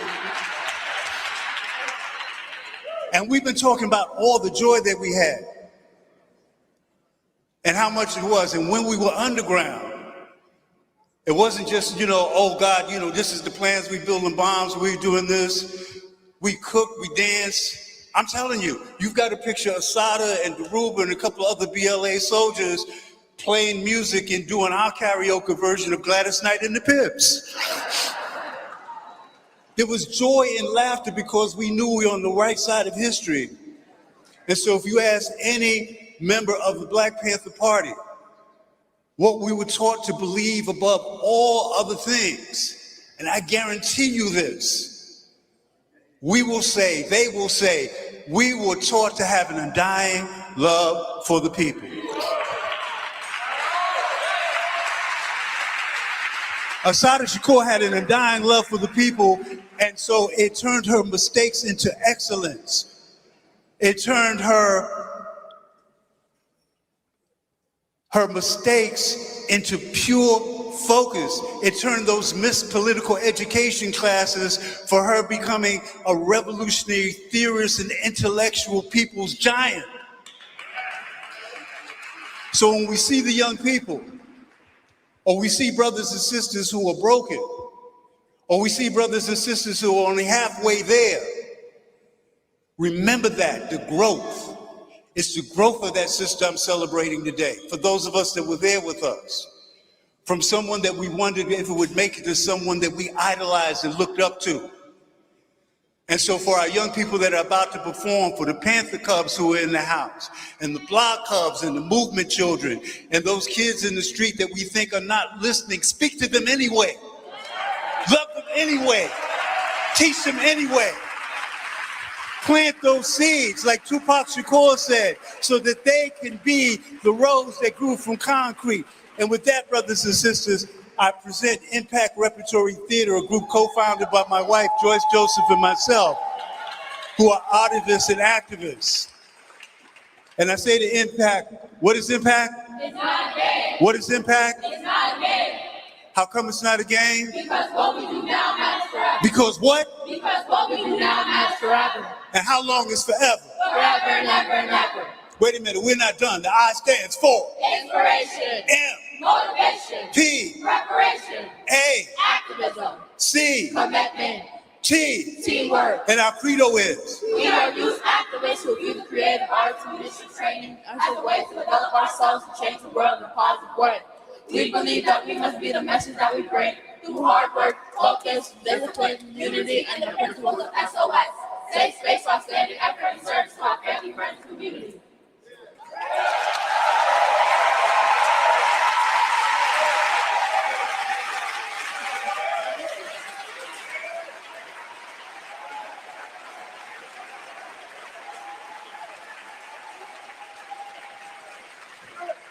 Assata, I know you love the children, so we're bringing you your children to raise you up, to raise that spirit. Brothers and sisters, family, impact, repertory, theater. Yeah, impact. We're not reaching down. Reaching out the hand out. This is how we do it. We just reach up, come on. Impact, come on. Reach up, come on. Impact, come on. It's like this, y'all. It's like that, y'all. It's like this, y'all. Impact, y'all. Somebody told me I couldn't achieve. Somebody said that it didn't believe. Told me I would not, could not, should not try. Don't even about the blink for the prize. Even though the rain may fall. There's a man I can't stand tall. Because I walk with the sun inside of my love, my strength, my faith, my pride. And even though it's hard for me, I ain't gonna give up now. I'm gonna hold my head high. Because even though I am, look inside yourself. Reach up, receive the right. And you see you're happy now. You know when it's right, you know when it's right. Keep your head Had the fork in the road. I've been at the end of my road. I've been in the eye of the storm. I've been lost without hope. I've been with the rich and the poor. I've been through the stars and back.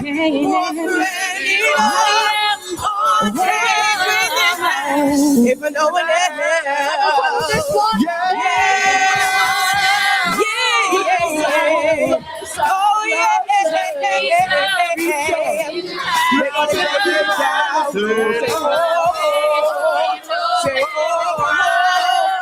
Just be strong. Everybody say, oh. Can I hear you? Just reach out.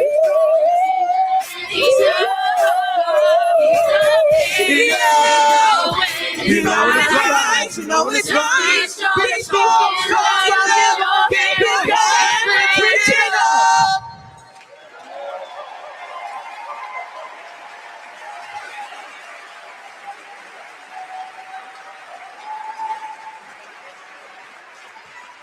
Hi, I'm Jandai Joseph. I'm Jamal Joseph's daughter. And I'm Dad Joseph, Jamal's son.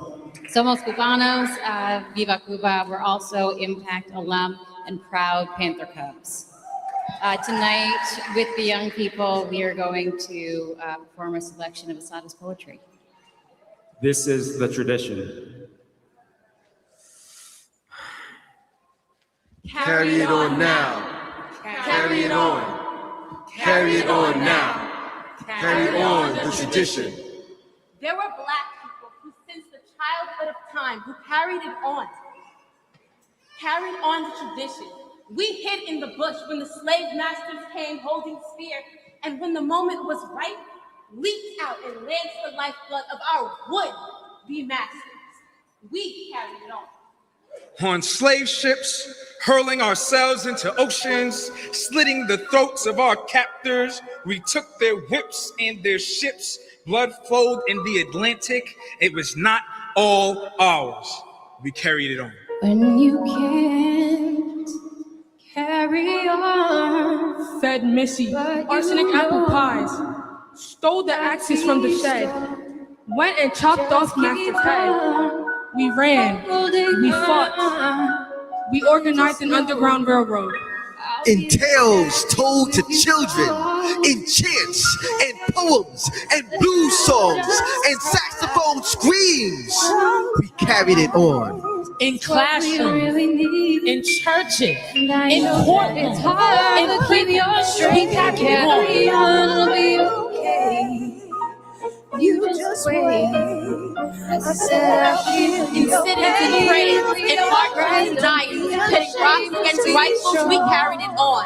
and carry on. Against water hoses and bulldogs, against nightsticks and bullets, against tanks and tear gas, needles and nooses, bombs and birth control. We carried it on.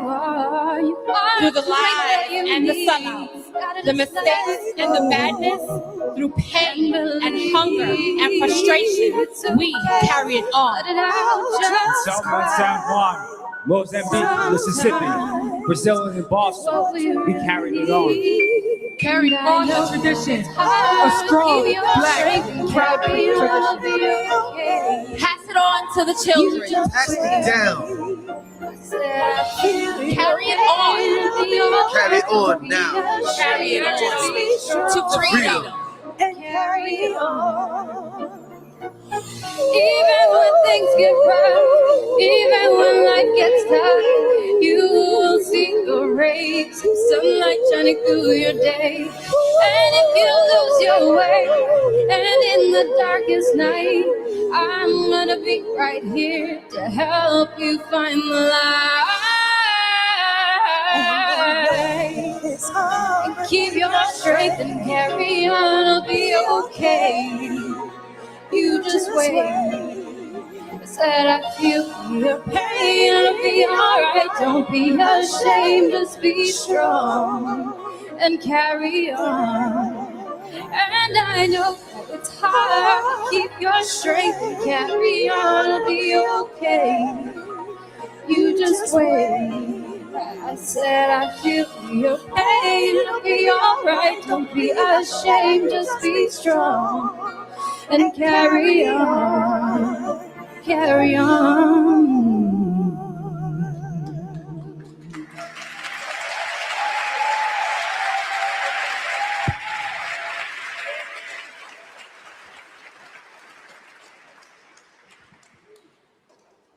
To my daughter Kukuya, a poem by Assata Shakur.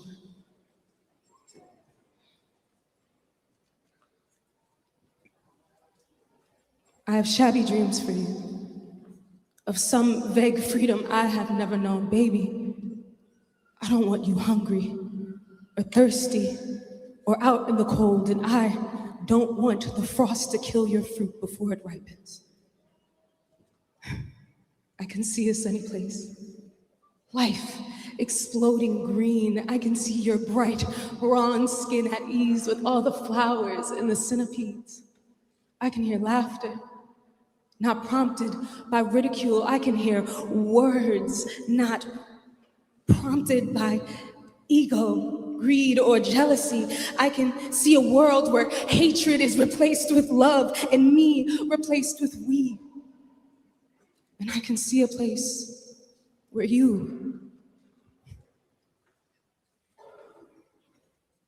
I can see a place where you, building, exploring, strong, fulfilled, will understand and go beyond my little shabby dreams.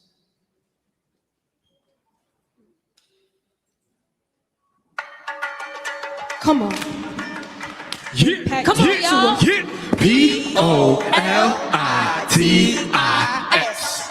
I know you're looking for a drop-off right now. You living in the past, we right now. We looking for a brand new sight now. Change the world with the words we write down. All I see is politics. Politics, it ain't safe, we call it risk. Get money, get politics. Politics, politics. We're that revolutionary energy, y'all. Where we at? Look, time's critical. See beyond the visual. We are more than physical individuals. See the invisible lie with the critical eye. One nation under God, we wearing the skies. Don't wanna be recognized, wanna be wise. Wisdom of a nation that's 2 times homicidal. Got the bombers in American Idols, but I don't see the activism and they autobio. And I know politicians hate these lyricists. They like puppets, dummies, and ventriloquists. Not IMPACT like Pinocchio. No strings of me language colloquial. From the school of hard knocks and parochial. Spit flame like allergens all up in your bronchial. Stand up, man up, pick your man up. You ready for a change? Throw your hands up. A politics on the streets and mass the world. $1 bills destroying peace on earth.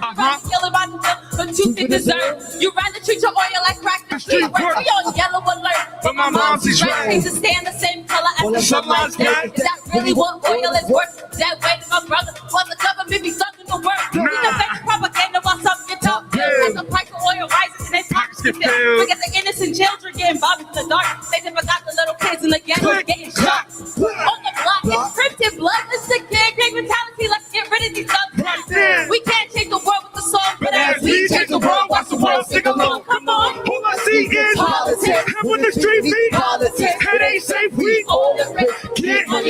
power, get arrested for the politics. Smart kid. Politics. When the street beat. Politics. What's the street beat? Politics. Make a move so we all exist. Get knowledge, get power, get justice, and flip this corruption, yeah. Politics will get you 15 for 50 your family. If you broke where I'm from, I know you understand. Politics got my stomach growling, doing foul things late night. When I'm out trying to find me a feed, what do I look like? Asking for handouts, especially when the crack in the gun thing. Stash my man. I'm looking at my father like he not a real man. Me and him being broke was a part of the plan. There's no justice in this world for us. It's just us. When the revolution comes, I'm recruiting street soldiers, so don't get in between. Why? And something like a General going against the war. The machine, Black Panther mixed with thug passion, ready for war. Call me the notorious Assata Shakur. Ready to die, I'm rhyming for all eyes on me every time I talk. Yo, I never leave the government alone for my truth until we all wearing hoodies that are bulletproof. What? Every bullet in my hood is proof. They want us breaking my handcuffs, got my hands up. Go shoot. Hands up like I'm praying to God, keep me alive. No matter what color you are, I spit politics like Nas Kevlar. I can't breathe enough, it's too far. Tough like too cold, making an impact. Check. I ain't interested in political correctness. Real faces, that is the Redskins. Reckless. Rip shapes, food from our boot. Rip our heritage. Immigration at home, more illegal than Heroin. No employment for our homeless. Veterans. Overseas, turn the refugees into terrorists. What we terrifying is, I love being American. Dance.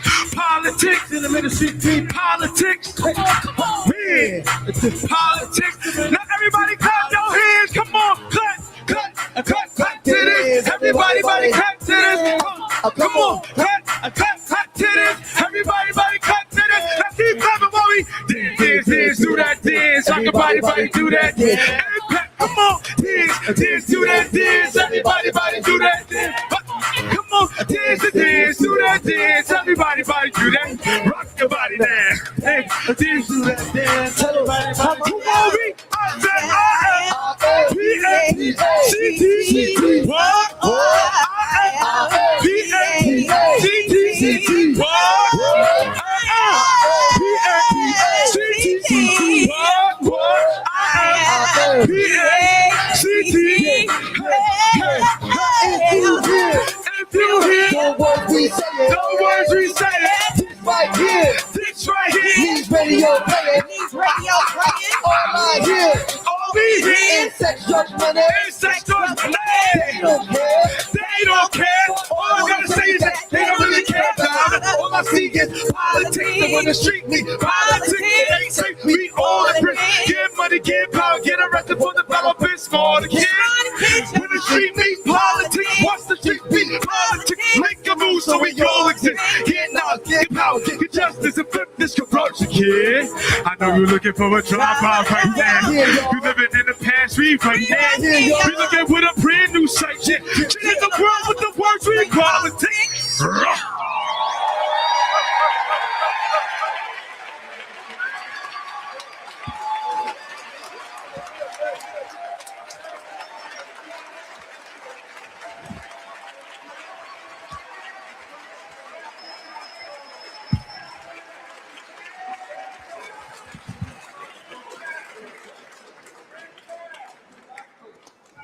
Thank you to our young people. Woo! Our tributes continue. We're going to have people come up in groups. We have longtime friend of Mama Assata, Bibi Angola, coming up next, followed by co-founder of the Black August Hip Hop Project, Lumumba Bandele. Who that? Followed by the amazing Rosemary Mealy, and also Laura Whitehorn. So first, Bibi, and the others will come in that order.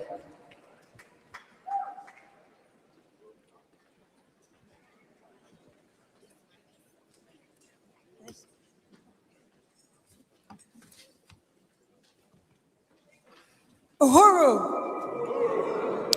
you strike a woman, you strike a rock. Fear is healthy in dealing with America, but when fear controls you, when you're afraid to struggle, fear is a bad thing.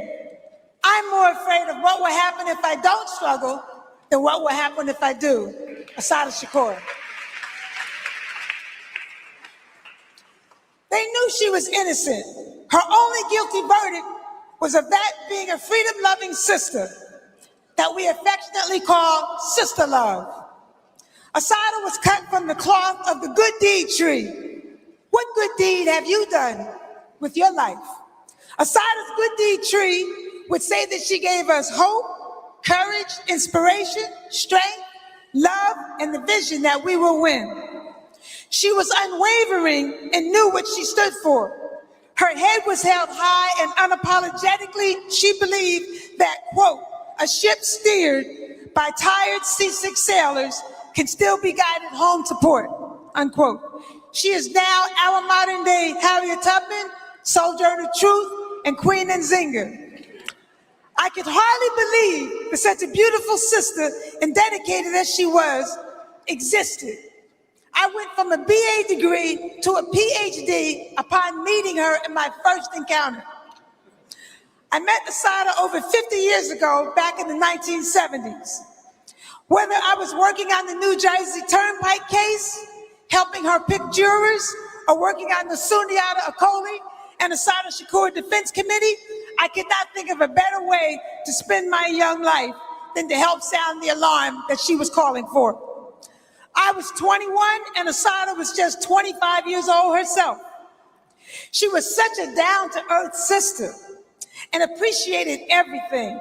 For example, can you imagine her taking the time to write a poem about my son when he was born, or knitting a red, black, and green cap? Assata did that in prison. She spoke of the love for her newborn daughter, Kikuya. She was such a proud mother. She was just so in love with her daughter. To know Assata is to love Assata. We must now feel her spirit.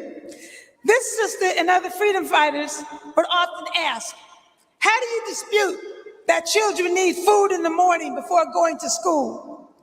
Did you know that back in the day, when a person applied for college, they had to send a picture in of themselves? Once the committee saw that you were Black, you were, of course, rejected. I knew that these brave brothers and sisters were the ones that changed those barriers for us. The next time you think that you did it on your own, think again. That's right. Someone paved the way for you to get that college degree or pursue your dreams. You did not do it alone. Assata's good deed tree made us wake up like Malcolm did in these George Floyd days.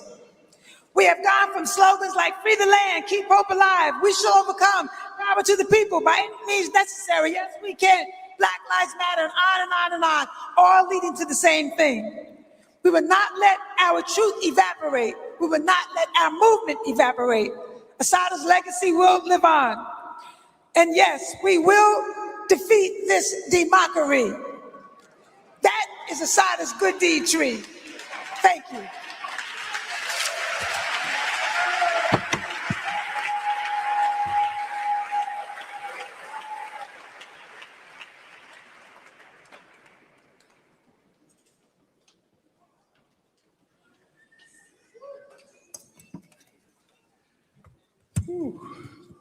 Free the land. Free the land. Free the land. By any means necessary. My name's Lumumba Bandele.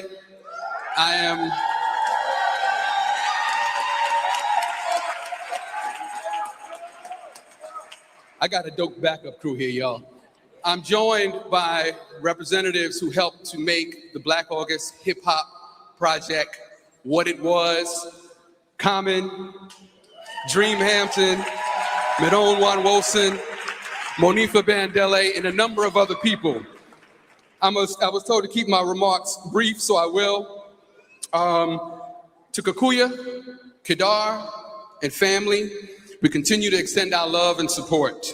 On behalf of the Malcolm X Grassroots Movement and the Black August Hip Hop Project Collective, that took the charge by Mama Assata and Mama Nahanda to utilize hip hop as a tool to raise awareness of the existence of political prisoners in the United States and raise funds to support that work. We say thank you for that assignment, Mama Assata and Mama Nahanda. We received this assignment at the World Youth Festival in Havana in 1997. The following year, we held the very first Black August Hip Hop Project benefit concert here in New York City. A few weeks later, we led a delegation of artists and activists to participate in the Hip Hop Festival in Alama, Cuba. We continued the benefit concerts for 15 years, donating the proceeds to various defense committees. We are proud to say that over those 15 years, the names of many of those freedom fighters were introduced and now known in Brazil, Tanzania, Venezuela, Haiti, South Africa, Puerto Rico, and especially Cuba. One of the reasons that Brother Common is here, because Common went on one of those delegations to Cuba with us, and so we are thankful for his participation in that.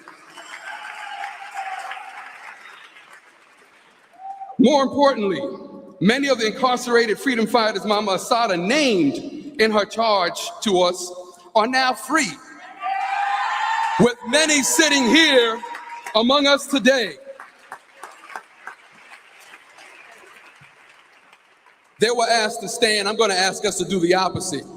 I'm going to ask all of us to please stand and join me in giving a well-deserved standing ovation to our former political prisoners, our freedom fighters that have survived decades in captivity and remain committed to our liberation. We say thank you, and free them all.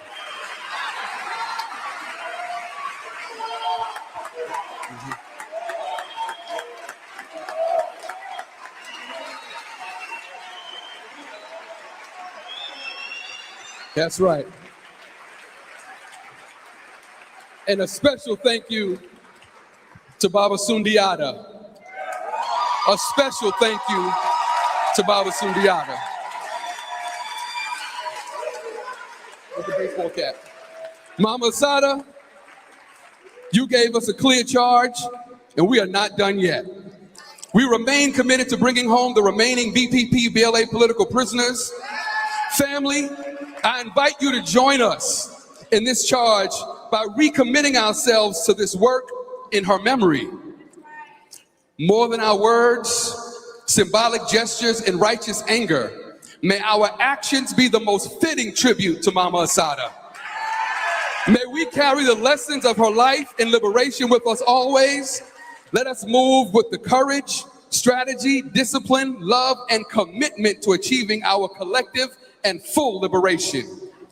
In the words of Comrade Mary Hooks, who's here, the mandate for Black people in this time is to avenge the suffering of our ancestors, to earn the respect of future generations, and be willing to transform in the service of the work.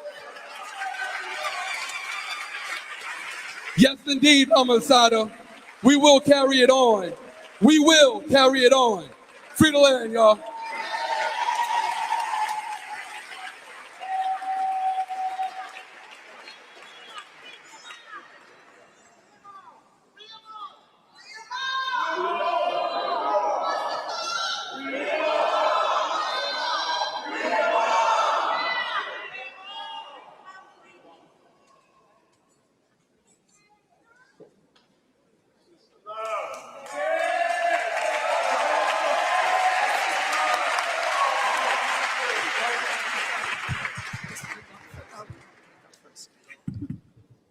Hi, everyone. I'm Laura Whitehorn. I'm beyond honored to be here, and I want to thank the committee that organized this, and I would like to point out, in case anyone has missed it, that they're all women, and the women are making the revolution for here, and that some of them you have seen in years past when Assata was being vilified as a terrorist, the worst by the government.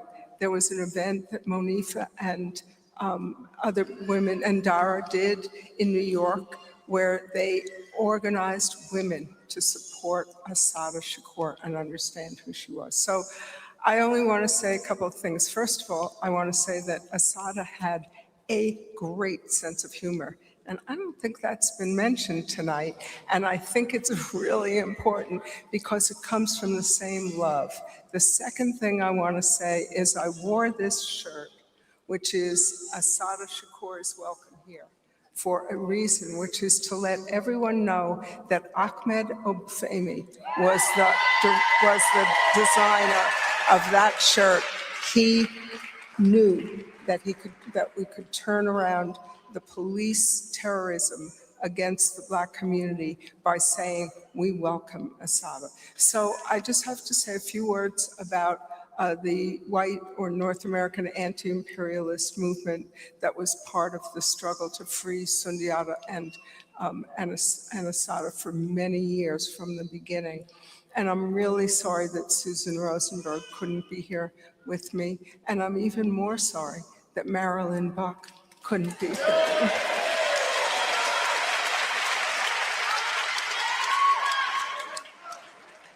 And I guess all I want to say is that if you look around, and if we had time, I would ask them all to stand up, but we're all old and it'll take us all time to get off our butts. All of the political prisoners who are here, whom when we started the work in the 70s, honestly, I don't think we ever thought any of them would be out.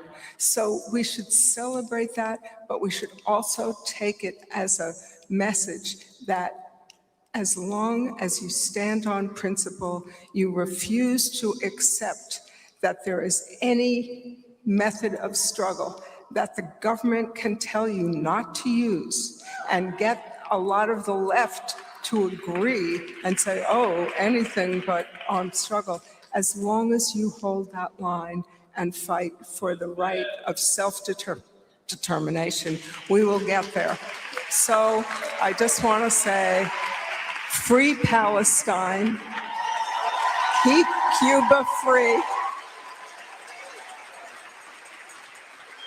and as I say, free Kamau Siddiqui, which we all will do.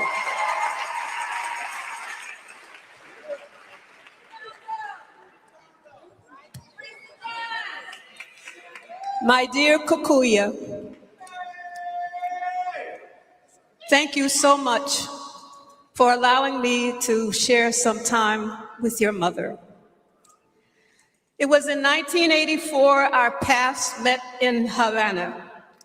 Though it felt less like chance than recognition, we were two Black women, mothers, comrade sisters, and women of the Black Panther Party. Finding one another in exile, we lived in different barrios, only minutes apart, and her home became a sanctuary, a place held together by Cuban sisters whose warmth and steadfastness helped make exile bearable.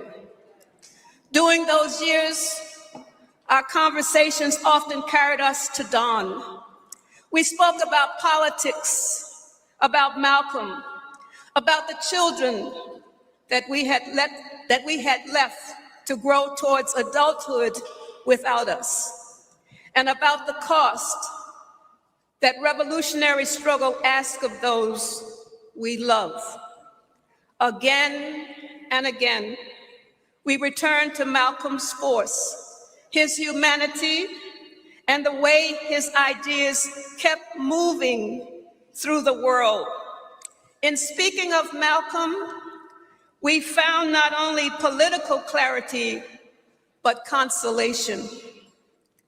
Out of one of those late night exchanges, an idea took shape to carry Malcolm's teachings onto an international forum. It was in that international stage with Fidel's support that a vision became the International Symposium Malcolm X Speaks in the 90s, held at Casa de las Americas in May of 1990. She spoke carefully, as though each word had first to pass through memory. And she would often say to me, quote, "Cuba is a different kind of place. There is no extreme luxury. You have what you need here, but it is not a materialistic consumer-oriented society, what you gain is peace, the freedom to let your mind wander, and the ability to trust people here. End of quote. That truth stays with me even now. Cuba refused to abandon one of the most hunted revolutionaries in the United States, even under decades of blockade, isolation, and pressures. In their refusal, it showed that a nation's principles are measured not only by what it says, but by whom it will not surrender. Today we honor our beloved ancestor sister. Cuba itself is under siege. Across the island, no oil deliveries for 3 months. Medical care is disrupted. The electric grids are strained, and ordinary people, including children, are made to bear extraordinary hardships. That is why solidarity cannot be abstract. It must be practical, defended, and made visible. Not long after our sister made her transition last September, the Cuban Foreign Minister Bruno Rodriguez Padilla said, quote, simply, "We fulfilled our duty." Now that duty, as those spoken before me, that duty now passes to us. If we love Assata, then we must love and defend Cuba in her name. No war on Cuba. No war on Cuba. Thank you.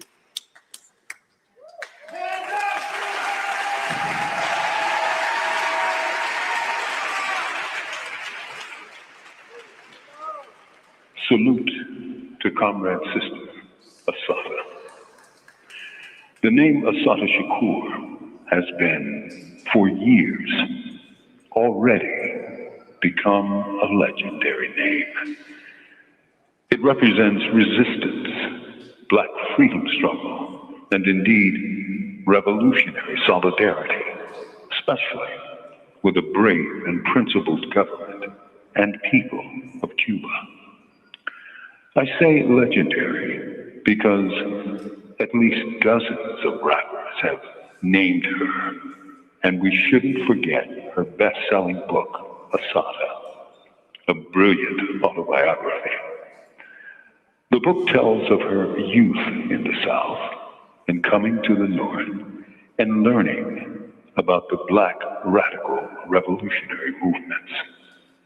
As she writes, this book is about a Black woman's awakening, and therefore her story awakens others, especially young people. She joined the Black Panther Party and later the Black Liberation Army and the Black freedom struggle generally. Indeed, her life became a symbol of these struggles. In May 1973, she and two comrades, Zayd Malik Shakur and Sundiata Acoli, were stopped in a car on I-95 in New Jersey, and a shootout ensued. Two men, Zayd Malik Shakur and a New Jersey state trooper, were killed. Guess who got charged with both their murders? Assata was. Her attorney, who was incidentally her aunt, Evelyn Williams, won at least 5 acquittals at trial.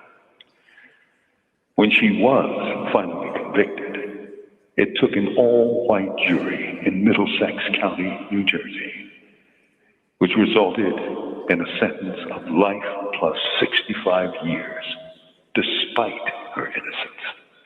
In November 1979, the BLA and other comrades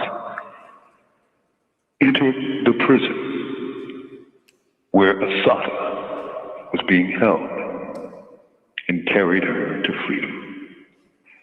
She spent her lifetime in Cuba, which granted her refuge and a home of political asylum.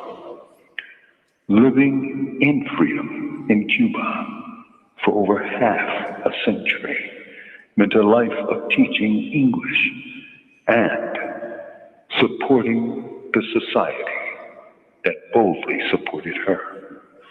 But it also meant exile, living apart from her beloved daughter, Kikuya, who was literally a child of the BLA. Her book, Assata, has traveled to many lands and has been translated to many languages. But her message, made possible by the Cuban state, was of the value of revolutionary solidarity and also the value of resistance to the U.S. empire. Her lasting message: to love each other, to support each other, and to struggle until freedom comes. Assata Shakur, member of the Black Panther Party, soldier of the Black Liberation Army, mother, grandmother, and comrade sister, returned to the loving embrace of the ancestors on September 25th, 2025. With love, not fear. This is Mumia Abu Jamal.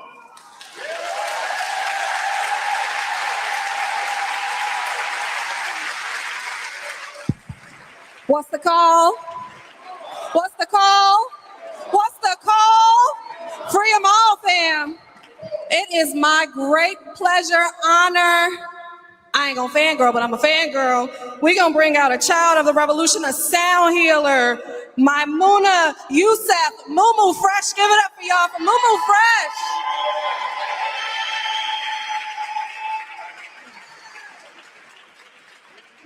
Yahweh,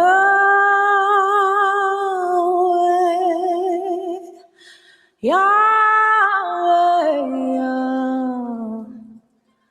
Yahweh, Yahweh, Yahweh,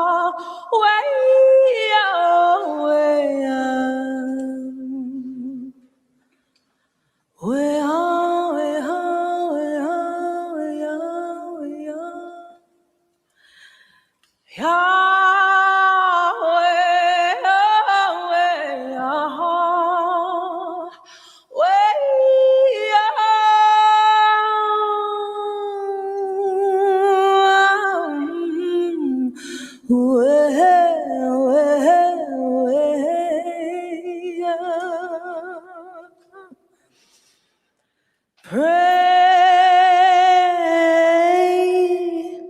for me.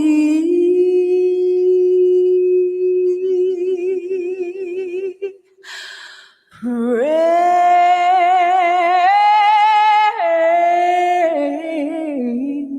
for me. Oh,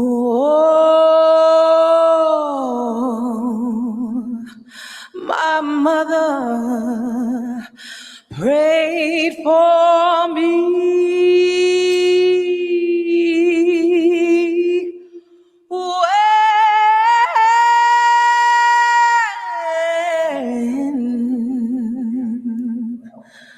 When you bow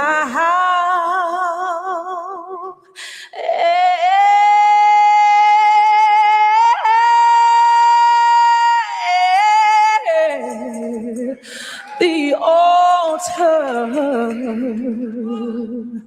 please don't forget to pray for me.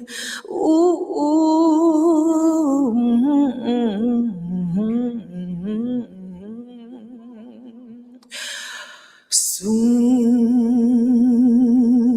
I will be done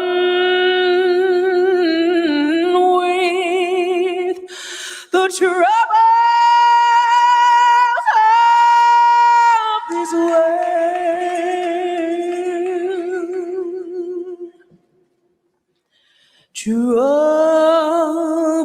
of this world,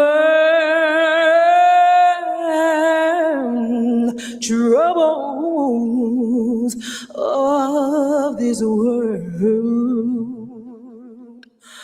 Soon I will be done with the trouble of this world.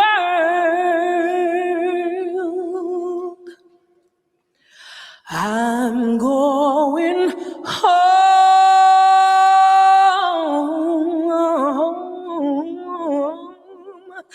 to live with God.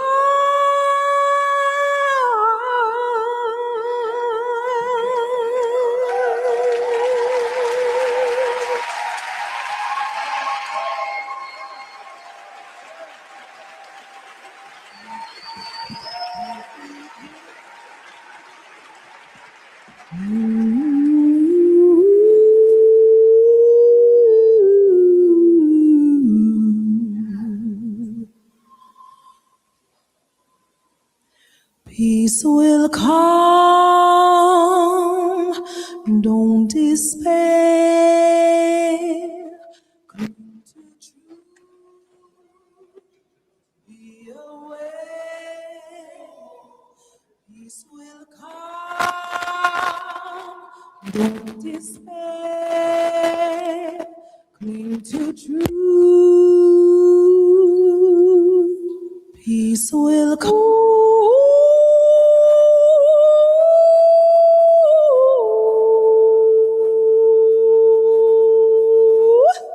In the spirit of our honorable ancestors.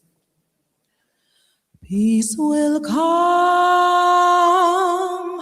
don't despair. Cling to truth, be aware. Peace will come, don't despair. Cling to truth, be aware. Peace will come, don't despair. Cling to truth, be aware. Peace will come, don't despair. Cling to truth, be aware. Peace will come,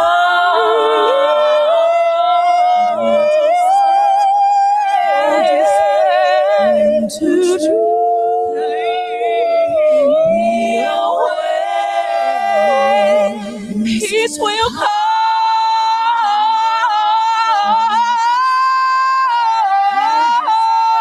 Peace will come, don't despair. Let there be peace on earth, and let it begin with me.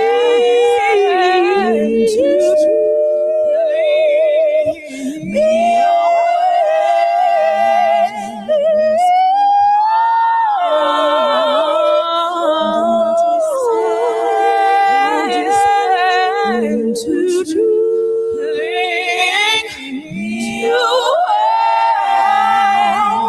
peace will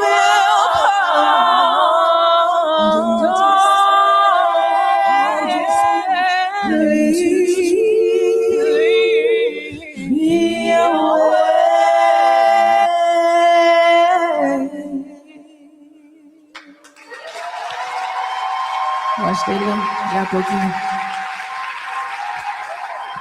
the spirit of Assata. Moo Fresh. Yes. All right, coming up next, we have a Panther Cub, Culture Jedi, Malkia Cyril coming to the mic, y'all. Give it up for Malkia. Look at that swag, y'all. What's the call? What's the call? Now you probably be wondering, who is this person up here? That's right. Come on now, my mother's name was Janet Cyril. She was a New York Panther.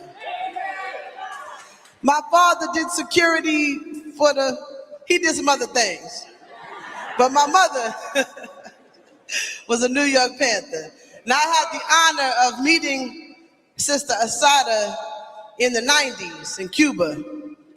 When my mother died in 2005, her friend and comrade Assata Shakur wrote a letter to her 2 children. Today, I return that love in full in the place where Fidel loved us up 25 years ago. Now, I don't like to be behind the podium. My people, the word bereave is a verb. It means to take away by violence, to plunder, to strip. Its origins suggest being robbed or torn apart from something. Family, we're not only here to mourn the passing of our sister Assata Shakur, but to rebuke a theft. We reclaim you, sister, lovingly, from the brutality that tried and failed to take you from us long before you died. We take you back. Now in the poem, Affirmation, Mama Assata wrote, I believe in living. I believe in birth.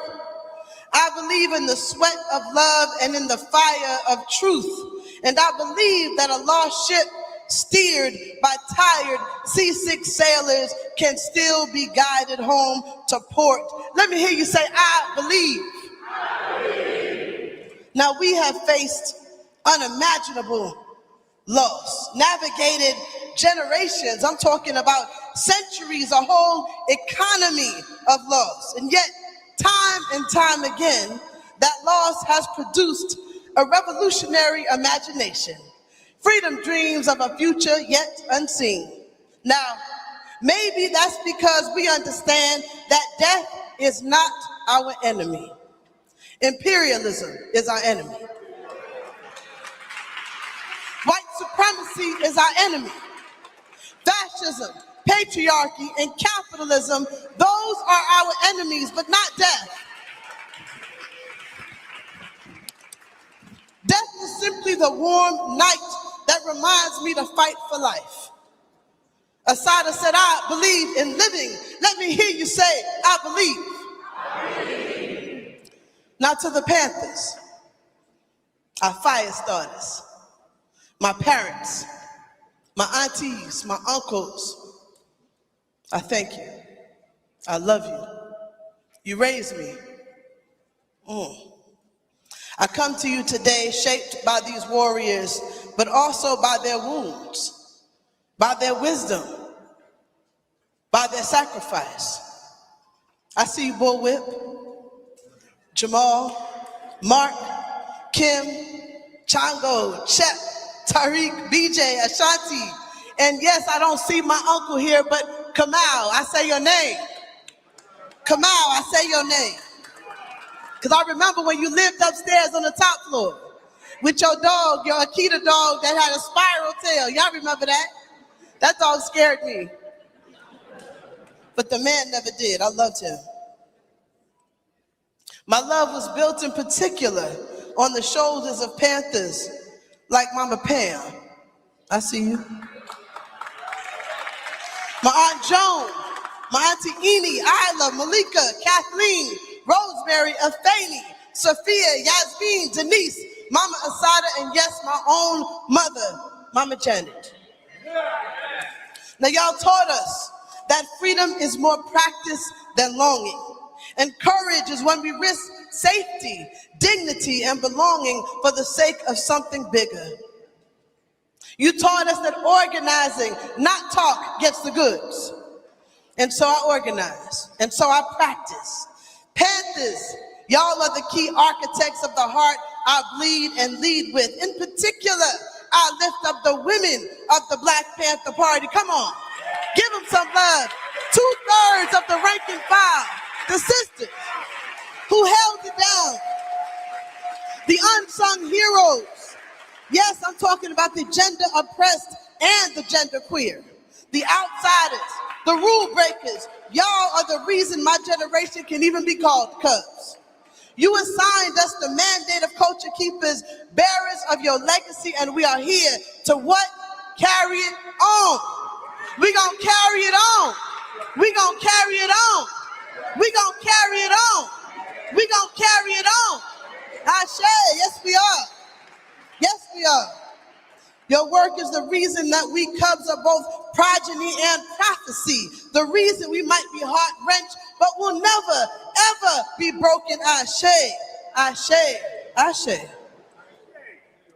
Now to Kikuya. I see you, sister.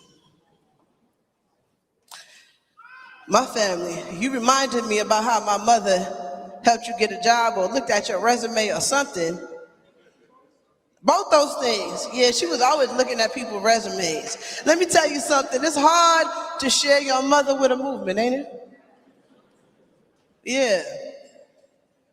We gather today as kin, not simply as witnesses to a loss, but as participants in a life.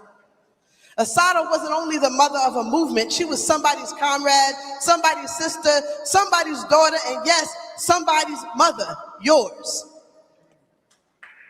Yours. We may call her Mama Assata, but I'm telling you, she gave birth to a child. Kikuya, we see you. We stand with you, my sister Salah and I, right over there. We love you.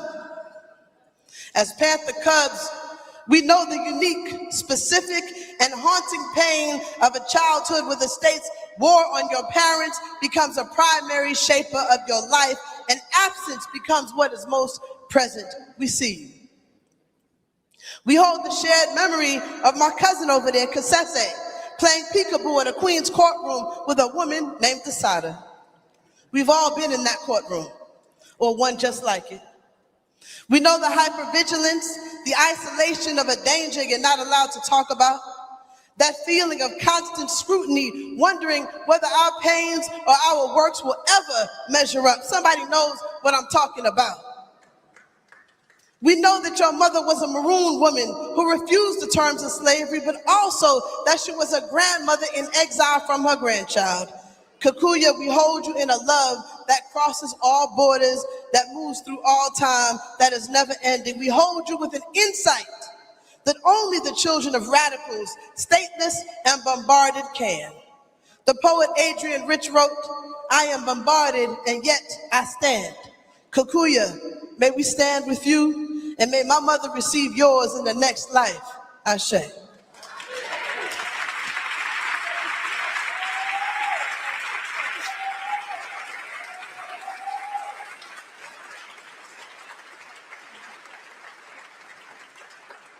Now to my Cubs, all of us, our fire keepers. The party produced more than history. I want to tell you, it produced children, real people. Children whose parents were sequestered in prisons, in exile, in illness, and sometimes in relentless work. Some of us grew to resent the movement, and some of us grew to love it. I'm one of those.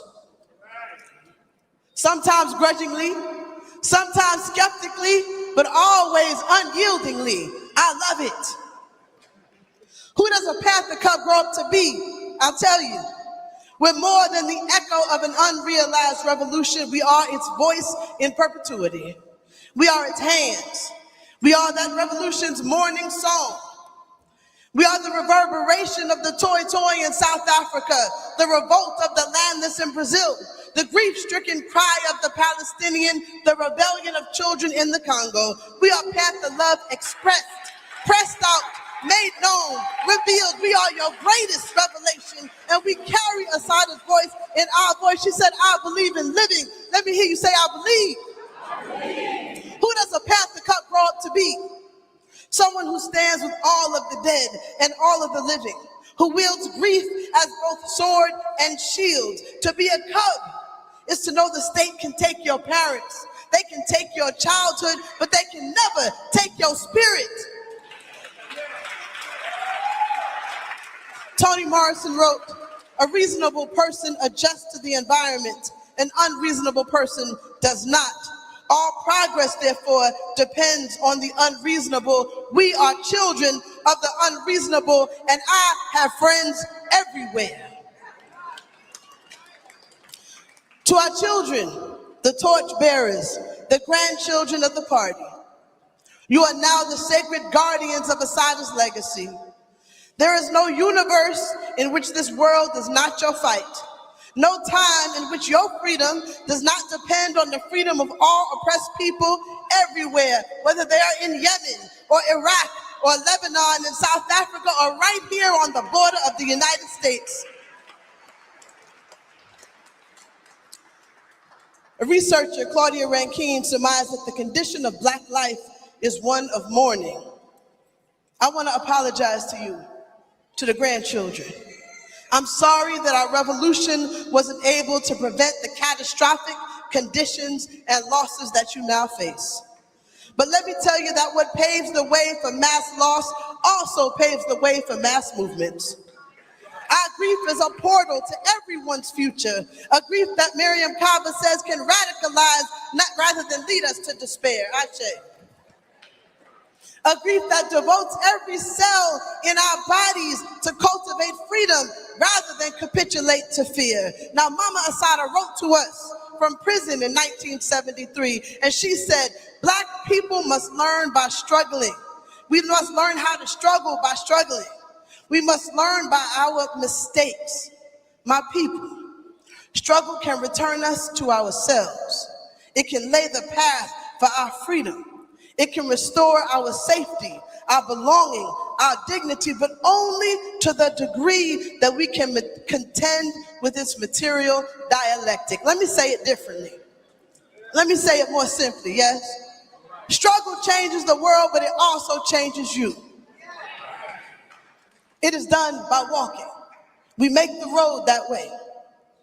Children, the little ones, the young ones, I'm not talking about even just the babies, I'm talking about y'all 20, y'all 30-year-olds. I'm talking about you, you're not kids, you grown. But I ask you to forgive us for our failures, our mistakes, the choices we did and did not make.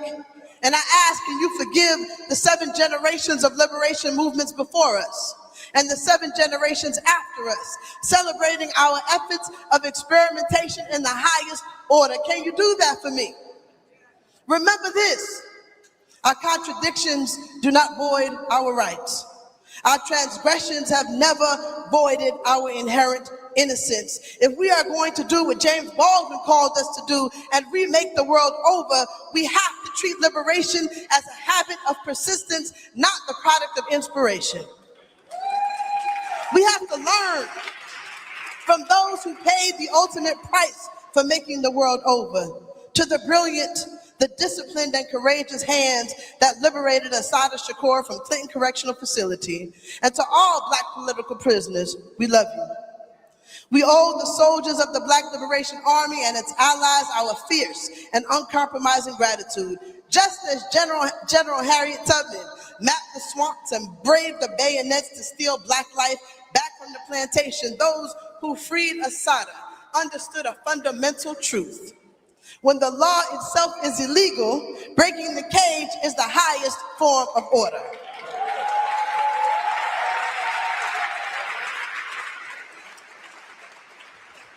Mama Assata left us a blueprint for survival, but more than that, she left us an unyielding affirmation of life. Though they existed at very different points in history, I think Frantz Fanon spoke Assata Shakur's heart. He said, to educate the masses politically cannot mean making a political speech. What it means is to try relentlessly and passionately to teach the masses that everything depends upon them, that the demiurge, I'm talking about the hero, is the people themselves, and the magic hands finally are only the hands of the people. Free the people, free the land. Take the power in our hands. Let me hear you say, I believe that. I believe that we will win. I believe that we will win. I believe that we will win. I believe that we will win.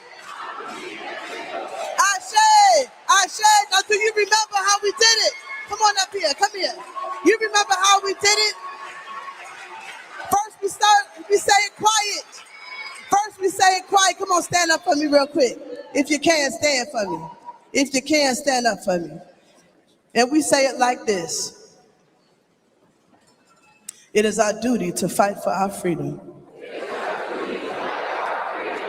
It is our duty to win. We must love each other and support each other. We have nothing to lose but our chains. It is our duty to fight. It is our duty to win. We must love each other and support each other. We have nothing to lose but our chains. We have nothing to lose but our chains. Ashe, ashe. Sorry, I had to creep up on you.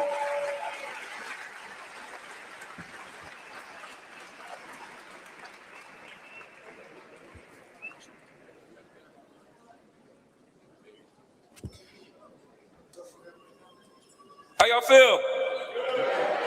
Somebody say free the land. Free the land. Free the land. By any means. I know it's been a long night, and I'm not gonna hold y'all, but I do want to take just a moment to say thank you to every single person who helped organize this event. Can we give them some love? Can we show them a round of applause?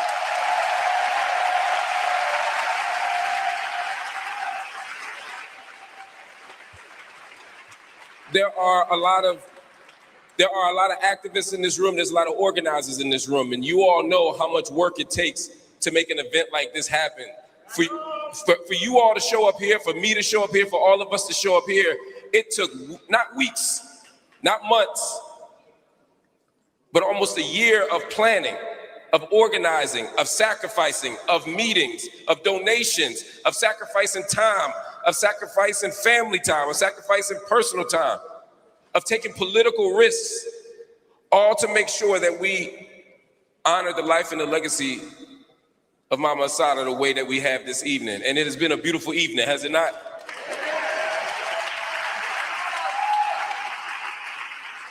And I absolutely want to send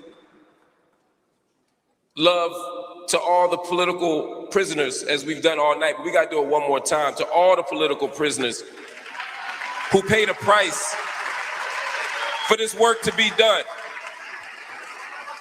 Assata wasn't liberated by prayers. Assata wasn't liberated by votes. Assata was liberated by people who put their lives on the line, who put their bodies on the line, who broke into that prison and walked her out by the hand and were willing to sit in her place for 3 decades. That kind of work is what I'm talking about. People like Sekou Odinga, may he rest in peace. That's what it takes for freedom. That is the price of freedom. And before we go, I gotta tell you, the price of freedom is high, not just at the physical level, at the political level, but also at the level of cost. This event cost a great deal to a great deal of people. Well, I thought y'all starting a church organ.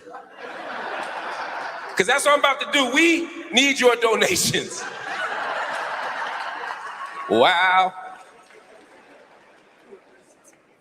We have, you ain't gotta worry about me. There's a QR code on the back of the book, and we could use your help filling what is probably, in my estimation, about $30,000 that we need to cover the cost of putting this amazing event together. I know we grassroots, but is there a person out here who willing to cover the bill for us? I wasn't joking. Raise your hand. Is there anybody in this room or any organization in this room that be willing to cover $10,000 of this? We got one right there. We got one right there.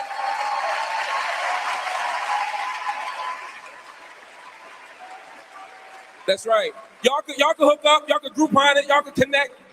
I think I bought myself a minute from Monique for 2. That's 10,000. We need 20,000 more. Is there any individual or group that is willing to commit to $5,000 to support this event? But let me see your hands. I see one hand. I see 2 hands. Oh yeah. All right. 3 hands. Look at that, won't she do it? How many people here are willing to donate $1,000 to promote, to do this? Stand up for a minute if you want to do $1,000. 1, 2, 3, 4, 5. Is the legendary Tarana Burke in the building, right there. 4, 5, 6. That's another 10 people. We done got to the 30, but don't get selfish, yo. We need help for grassroots organizing and for building. How many people here are willing to donate $500 for this event? Let me see your hands. Oh, yes. Now, I'm asking for your hands. I'm asking for your hands because I want to applaud you. I'm also asking for your hands so I can see you and make sure that you actually hit that QR code on the back of the book. Don't stay here and take our applause and don't make the donation. Who in this room, because let me be clear, we working, we struggling, everybody ain't got the same amount. Anything you can give is worth it. Who in this building is willing to donate something? Something. Yes, give yourselves a round of applause. I don't care if it's $5, $10, $1. I see about 180 people in here. If you keep your word, and I believe that everybody in this room will keep their word because our word is our bond and our bond is our life. And we shall give our life before our word shall fail. If everybody keeps their word, we're going to be just fine. We're going to be just fine. We all we got. We've all we've ever had, but we're also all we've ever needed.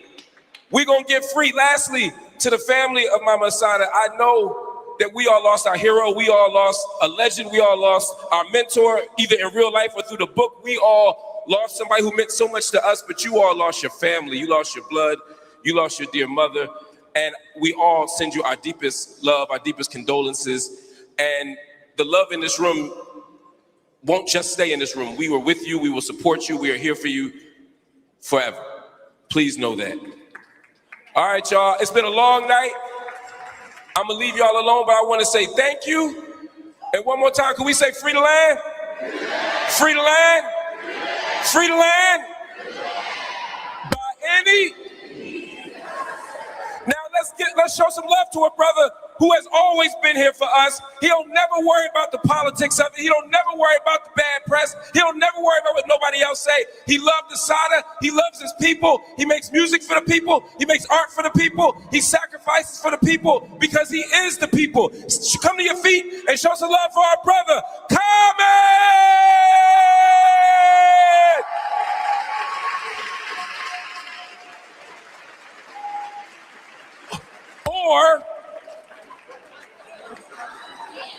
And the legendary legends, the legends of legends, Sweet Honey and The Rock.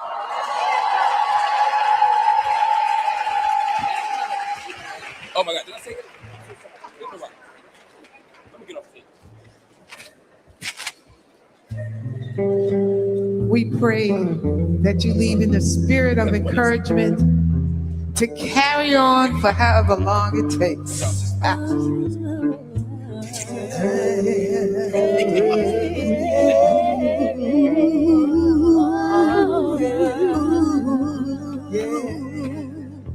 One day when the glory comes, it will be ours. It will be ours. One day when the war is won, we will be sure. We will be sure. Oh, glory, glory, glory, glory, glory,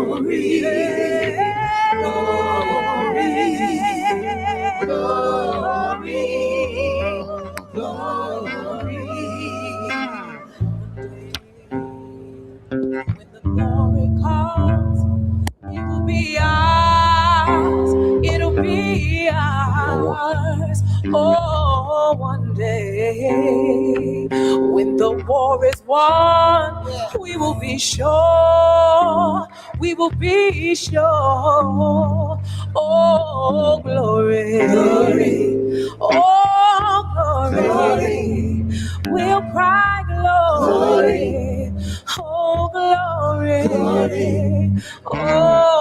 voice to the heavens, no man, no weapon formed against, yes, glory is destined. Everyday women and men become legends. Sins that go against our skin become blessings. The movement is a rhythm to us. Freedom is like religion to us.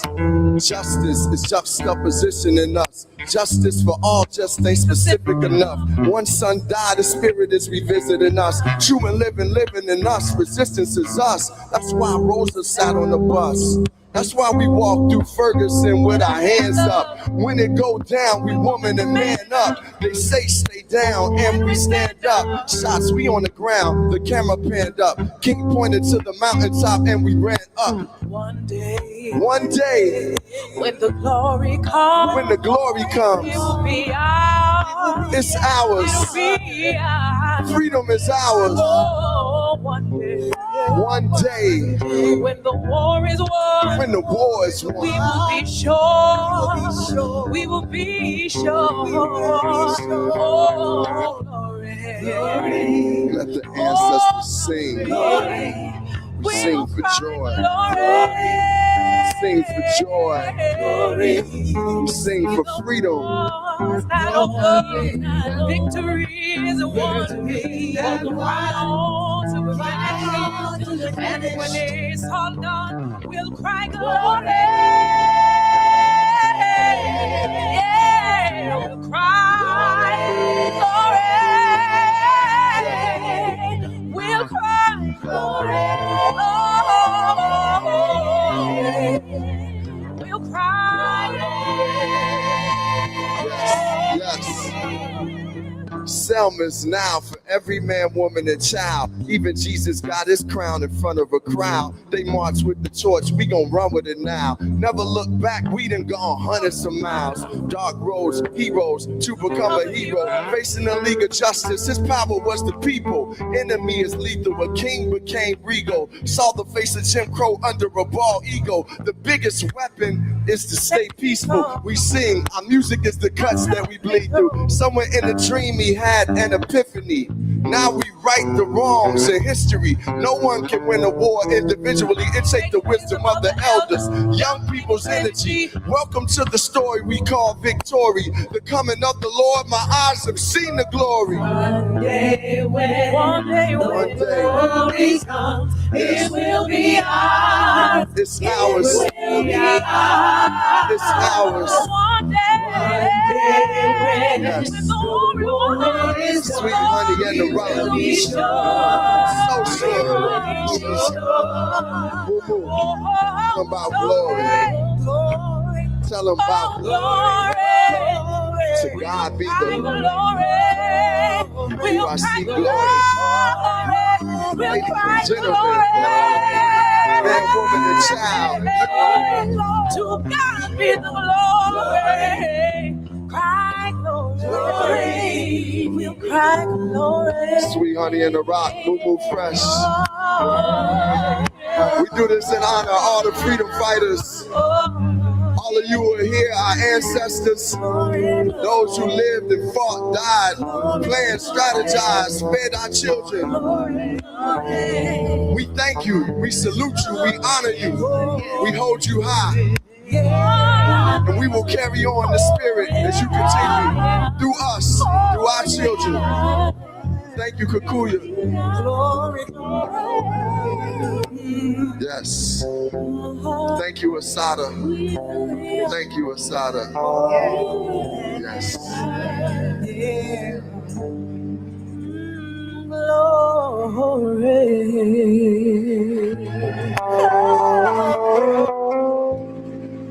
How y'all feeling? How we feeling? We celebrating. So check it out. I named my daughter Amoye Assata Lynn because Assata affected my life in such a profound way, in such a mystical, divine way, in such a powerful way. And I was blessed to get to meet her and talk to her a little bit. And as we talked about, she has so much personality, so much, just so much love. I didn't know I was gonna get to chill with her and kick it with her. And one thing I got that y'all didn't get, me and Assata freestyle together, you know what I mean? She freestyled with me real quick. So I want to dedicate this one to her as the light that she has been for all of us. She has truly been a light in our lives and continues to be that in the spiritual form. The light. When you need someone, I can't hear you. I will be by your side. Riverside, yo, let them know about the light, y'all. Come on. And there is a light that shines. How it shines. Yo, I never knew a lot like this. Gotta be something for me to write this. Queen, I ain't seen you in a minute. Wrote this letter and finally decided to send it. Sign, seal, deliver for us to grow together. Love has no limit. Let's spin a slow forever. Your heart is weathered by what studs did to you. I ain't gon' salt them. I did it true. Cause of you feelings I handle with care. Brothers recognize your light, they can't handle the glare. Hey, I ain't the type to walk around with matching shirts. A relationship is epic. I'm at your work. Be the one to make you happy is hurt you the most. They say the end is near. It's important that we close to the most high. Regardless of what happened on him, let's rely. Sing it, Moo. You'll need someone. Say what? Come on. I will be by your side. I need to hear New York City. Come on, come on. And there is a light that shines. How it shines. Special for you. Right, take it down, yo. It's like this, God. Yo, God is the Father. We came to rock it right here for Assata. We say respect. This is elevation for Assata Shakur. This is celebration. This is how it is, yo. It comes from inside. We came to the church called Riverside. This is what it is. We speak with no fear. I know Dr. King and Tutu spoke here. Bishop Desmond Tutu. You know how we do. I'm telling you, for me, Assata was a guru. Sort of like D'Angelo. We had the voodoo trying to bring the black magic. Yo, I'm getting at it, and I can get the static and keep it all going. Looking at Kikuya, so you know I keep flowing. Showing these things, yo, I'm a Chicagoan. And when it come to the stream, you know I keep growing. Yo, for this, yo, I do it for everybody. Rocking for the who, yo, the liberation parties that's here. You know I just steer it all down. Common sense, yo, it's clear. I can let you know I write a book, the author. Gotta give respect to who? Some Diata.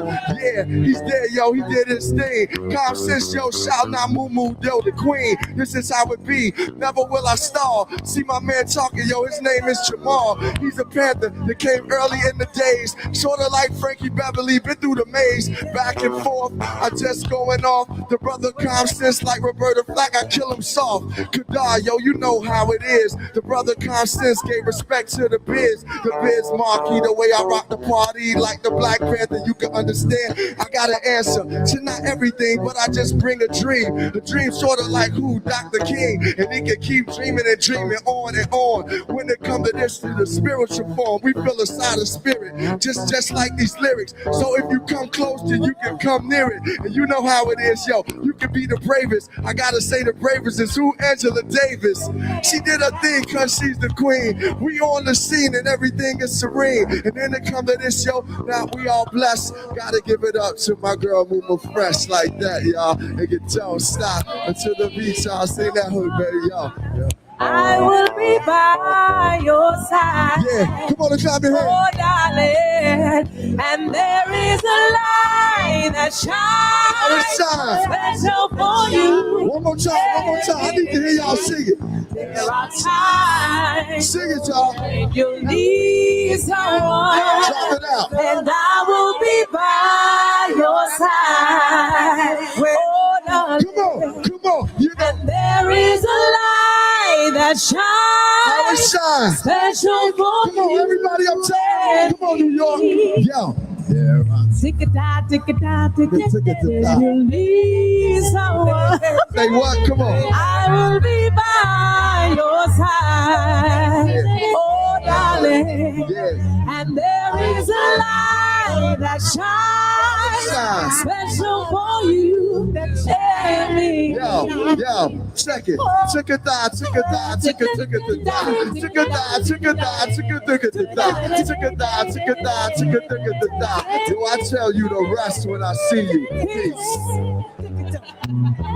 Peace, y'all. God bless. We do this for Assata. Sweet honey and the rock. Boom, boom, fresh. Yeah.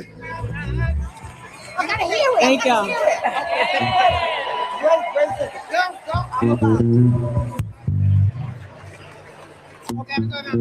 I know. Here we go. This way. Everyone, please take your seats. Please take your seats.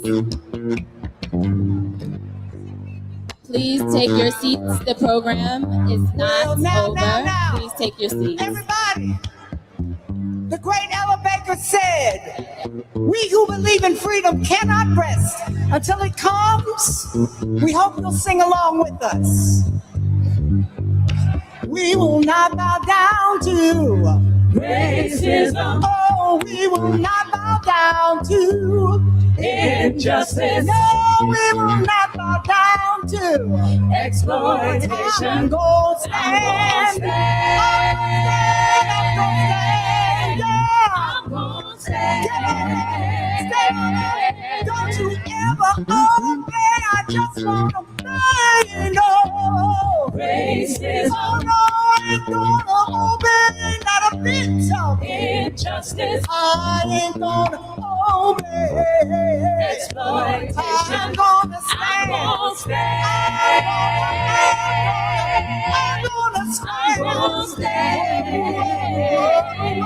Yeah. Won't tolerate a bit of racism. I'm not gonna tolerate not a little bit of injustice. Don't you ever tolerate no exploitation. Get on up, get on up, stand. I'm gonna stand.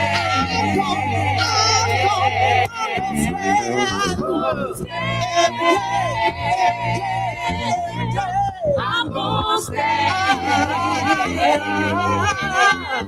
I'm gonna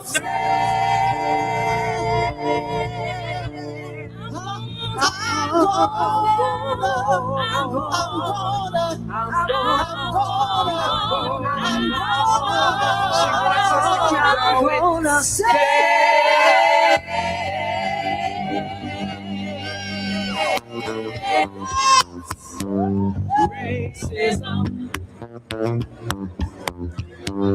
injustice, exploitation. I'm gonna stand. I'm gonna stand. I just won't tolerate no racism. I just won't tolerate no injustice. I just won't tolerate a bit of exploitation. I'm gonna stand. I'm gonna stand. Oh, now it's on. Please allow the family to leave the nave. Please remain where you are until the family has left the nave. Exploitation. I'm gonna stand. I'm gonna stand. I'm gonna stand. Thanks, everyone. As you collect your programs and posters, please exit the church.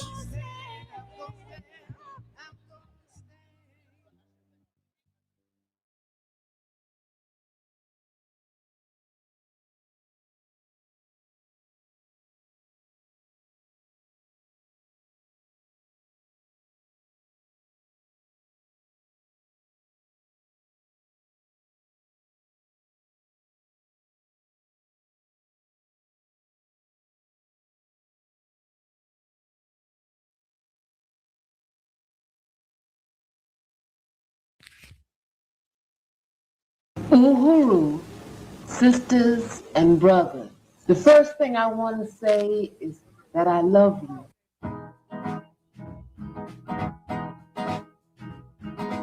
And the second thing I want to say is that we can win. We will win our liberation. And in order to win our liberation, we have got to think positively. We have got to believe that we can win. And if we don't believe that we can win, we'll whip before we start. We've got to realize what dangers exist. And we've got to look at those dangers realistically.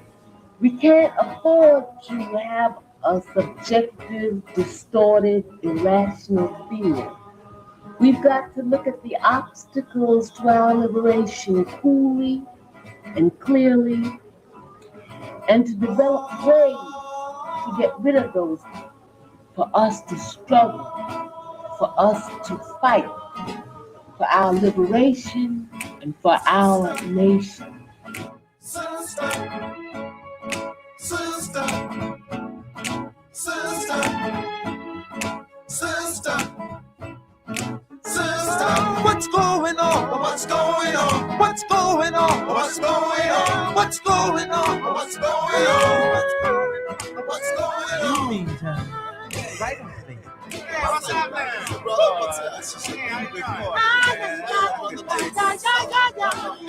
Hey, man, what's your name? Right on. Right on.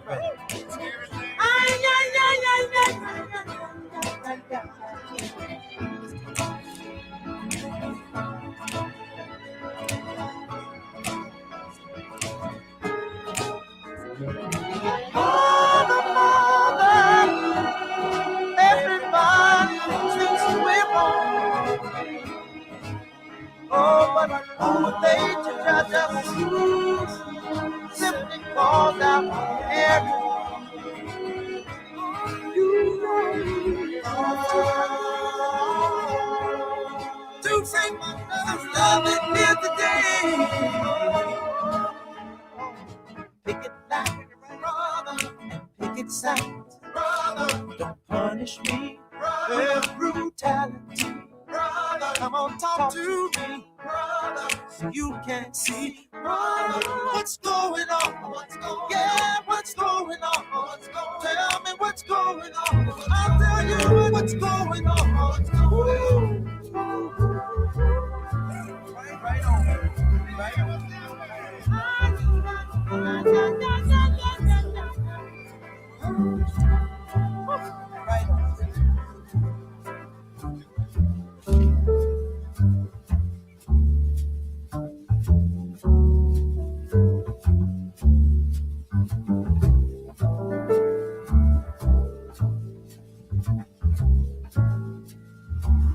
Sisters, black people will never be free unless black women participate in every aspect of our struggle, on every level of our struggle. I think that black women, more than anybody on the face of this earth, recognize the urgency of our situation, because it is we who come face to face daily with the institutions of our oppression, and because it is we who have borne the major responsibility of raising our children. And it is we who have to deal with the welfare systems that do not care about our welfare or the welfare of our children.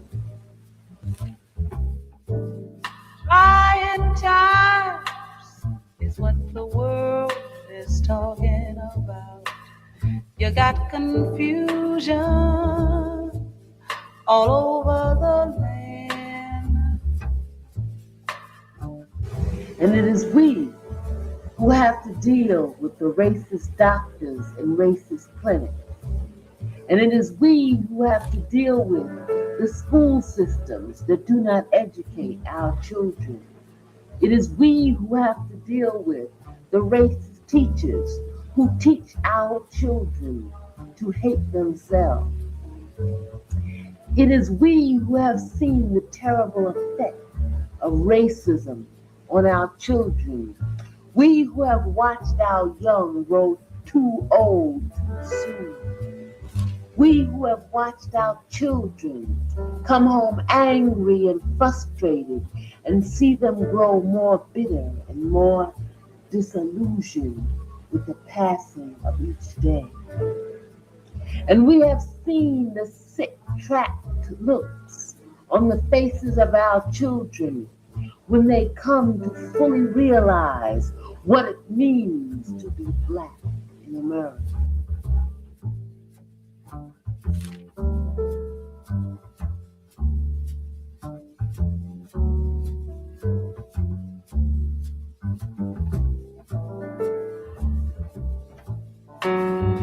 Got the riots and the ghetto, and it's all around. A whole lot of things that's wrong is going down. I don't understand it.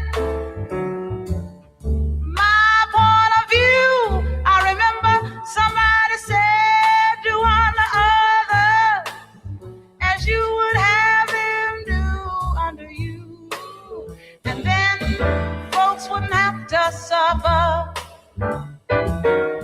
There was more love, but these are trying times.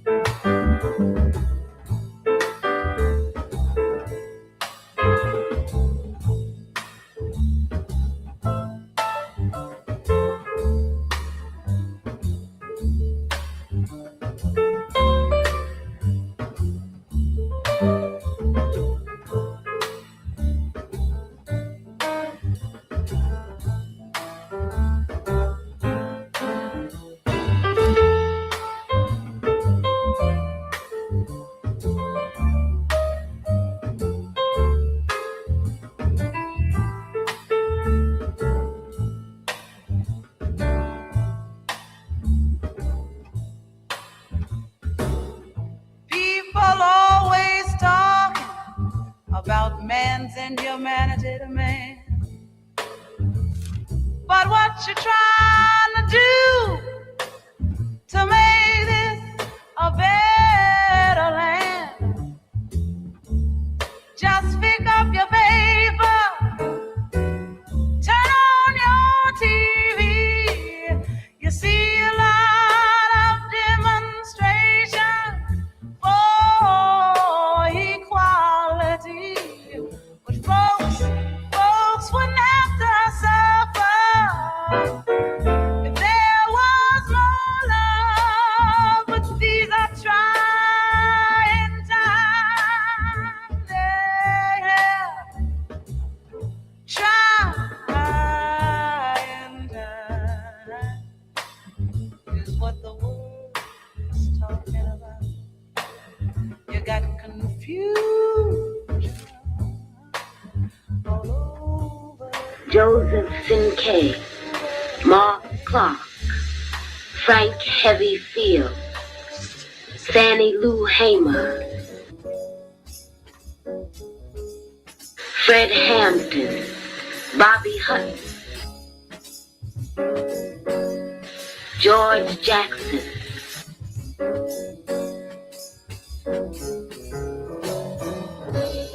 Jonathan Jackson, Patrice Lumumba, Changa Olubala, Kikuyan Olubala, Kimu Olubala, Rima Olubala.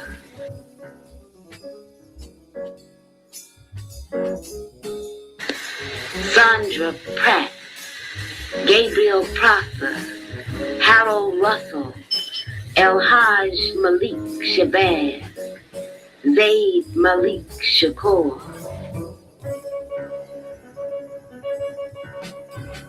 Sojourner Truth, Harriet Tubman, Nat Turner, David Walker, Denmark Vesey, and to Black people throughout history who have given their lives to the struggle for freedom.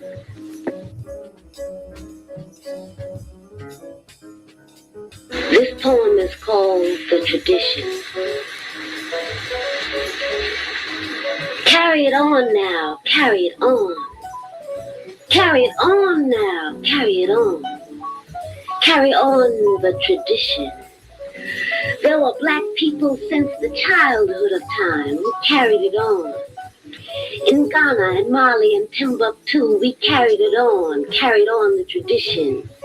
We hid in the bush when the slave hunters came, holding spears, and when the moment was right, leaped out and landed the lifeblood of would-be masters. We carried it on slave ships, hurling ourselves into oceans, slitting the throats of our captors. We took their whips and their ships. Blood flowed into the Atlantic, and it wasn't all ours. We carried it on.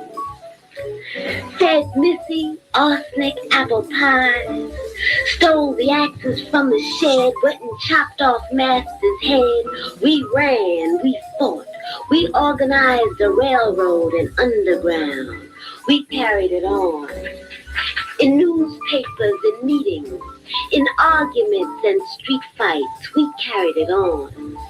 In tales told to children, in chants and cantatas, in poems and blues songs and saxophone screams, we carried it on. In classrooms, in churches, in courtrooms, in prisons, in barracks and basements, we carried it on. On soapboxes and picket lines, welfare lines, unemployment lines, our lives on the line, we carried it on. On cold Missouri midnights, pitting shotguns against lynch mobs. On burning Brooklyn streets, pitting rocks against rifles, we carried it on. Against water hoses and bulldogs, against nightsticks and bullets, against tanks and tear gas, needles and nooses, bombs and birth control, we carried it on. In Selma and San Juan, Mozambique, Mississippi, in Brazil and in Boston, we carried it on. Through the lies and the sellouts, the mistakes and the madness, through pain and hunger and frustration, we carried it on. Carried on the tradition, carried a strong tradition, carried a proud tradition, carried a Black tradition, carry it on. Pass it down to the children, pass it down, carry it on. Carry it on now, carry it on to freedom. Uhuru, sisters and brothers, my spirit reaches out to you. 6 years ago, Sundiata Zayd Okoye, a strong, sensitive, brilliant Black brother, was somewhere in the New Jersey woods running for his life. 6 years ago, I lay half dead on a hospital bed. And 6 years ago, Zayd Malik Shakur was shot down on the turnpike and stolen from us. The first time I saw Zayd, it was on 7th Avenue and 135th Street. It was 3 o'clock in the morning. It was snowing, freezing cold, and there Zayd was standing on the corner selling panther papers. I told my friend he had to be crazy. We were feeling good, and we knew how cold he had to be. So we bought up all his papers and gave them out to passerbys on the street. I don't remember what we said to each other, but Zayd spoke so kindly, with such sincerity and dignity, that I rode home thinking about him. And in some way, that encounter changed my life. What had impressed me so much about Zayd was his dedication, his complete and absolute commitment to struggling for the liberation of black people. Zayd knew who he was. He knew he was an African in a hostile country. He knew he was a slave. He knew he had to fight to stay alive. He knew he had to fight to be free. It sounds like a cliche to say we're still slaves, but what else can we be when we're chained by poverty, chained by propaganda, chained by drugs, chained by alcohol, chained by prisons, chained by bullets flying through our children's heads? What else can we be when the FBI is standing there waiting to shoot down anyone who fights for freedom? Zayd reminded me of a prophet, a messenger. He could see it all coming. He could see the walls closing in and the rains growing tighter. And he knew that even the bones would dry up. He knew that we would have no choice but to fight for our liberation. And he knew that that fight had to be waged on every level imaginable.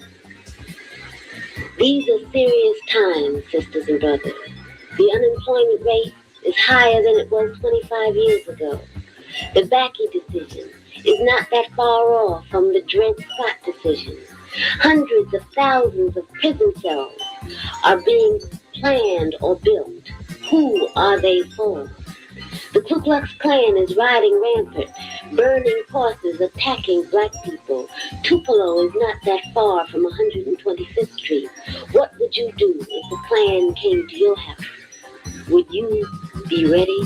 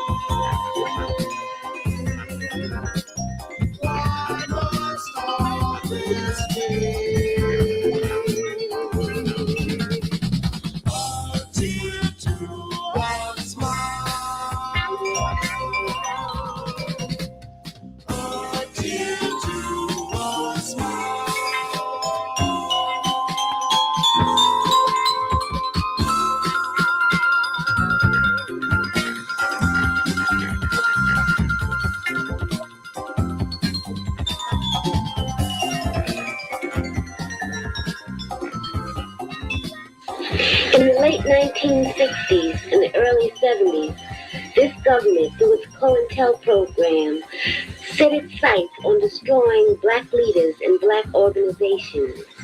In the late 1970s, the government broadened its scope. Hundreds of racist vigilante groups have surfaced all over America, many with government-licensed machine guns and large numbers of police within their ranks. This government is waging an all-out campaign to brainwash the people. Hollywood has made movie after movie idolizing vigilantes. Disco songs tell us to join the Navy. Police shows bombard our televisions. The Right to Life Party, Anita Bryant, even the clothes they try to get us to buy are reactionary. What black person with a sane mind wants to go back to the 40s? There are no good old days for black people in America. These are serious times, and we've got to take a serious look at what is happening to us. Adolf Hitler killed 6 million Jews because they didn't believe it could happen to them. America is capable of anything. This is the time for us to fight for human rights. This is the time for us to fight for justice. This is the time for us to fight against the prison system, against the welfare system, against the whole United States system of capitalism, imperialism, and oppression. Zayd left a void where he stood. He left a big void. And I ask each of you to help fill that void. Carry it on.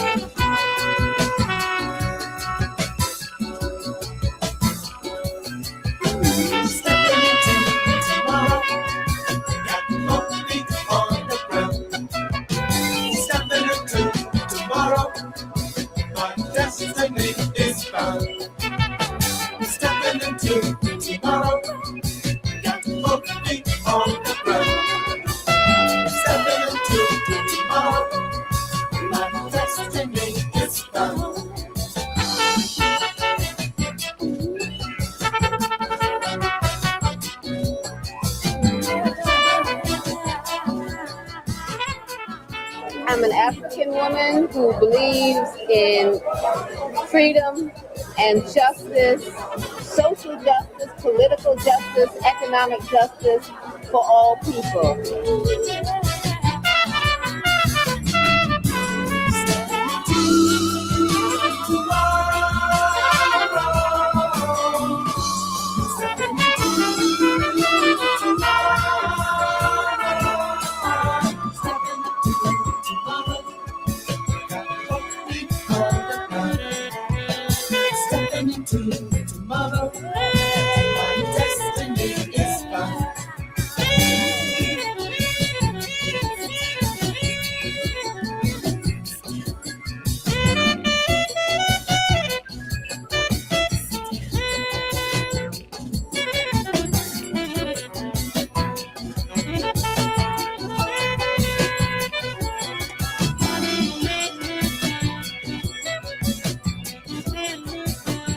I believe that oppressed people, wherever they are, have the right to self-determination.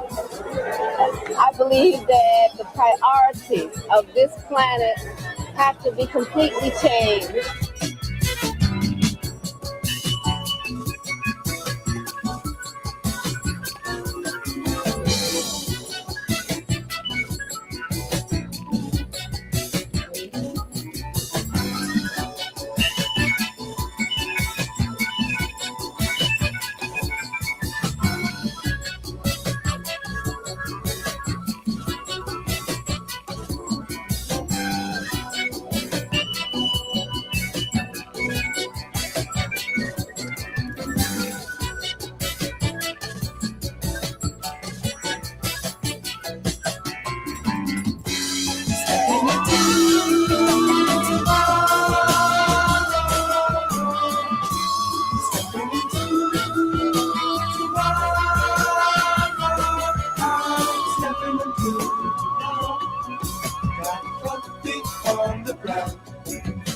Stepping into tomorrow, my destiny is found.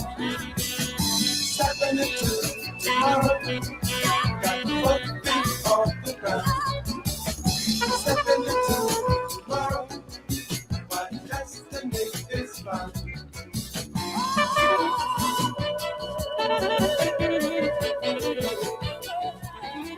Black people will never be free unless Black women participate in every aspect of our struggle, on every level of our struggle.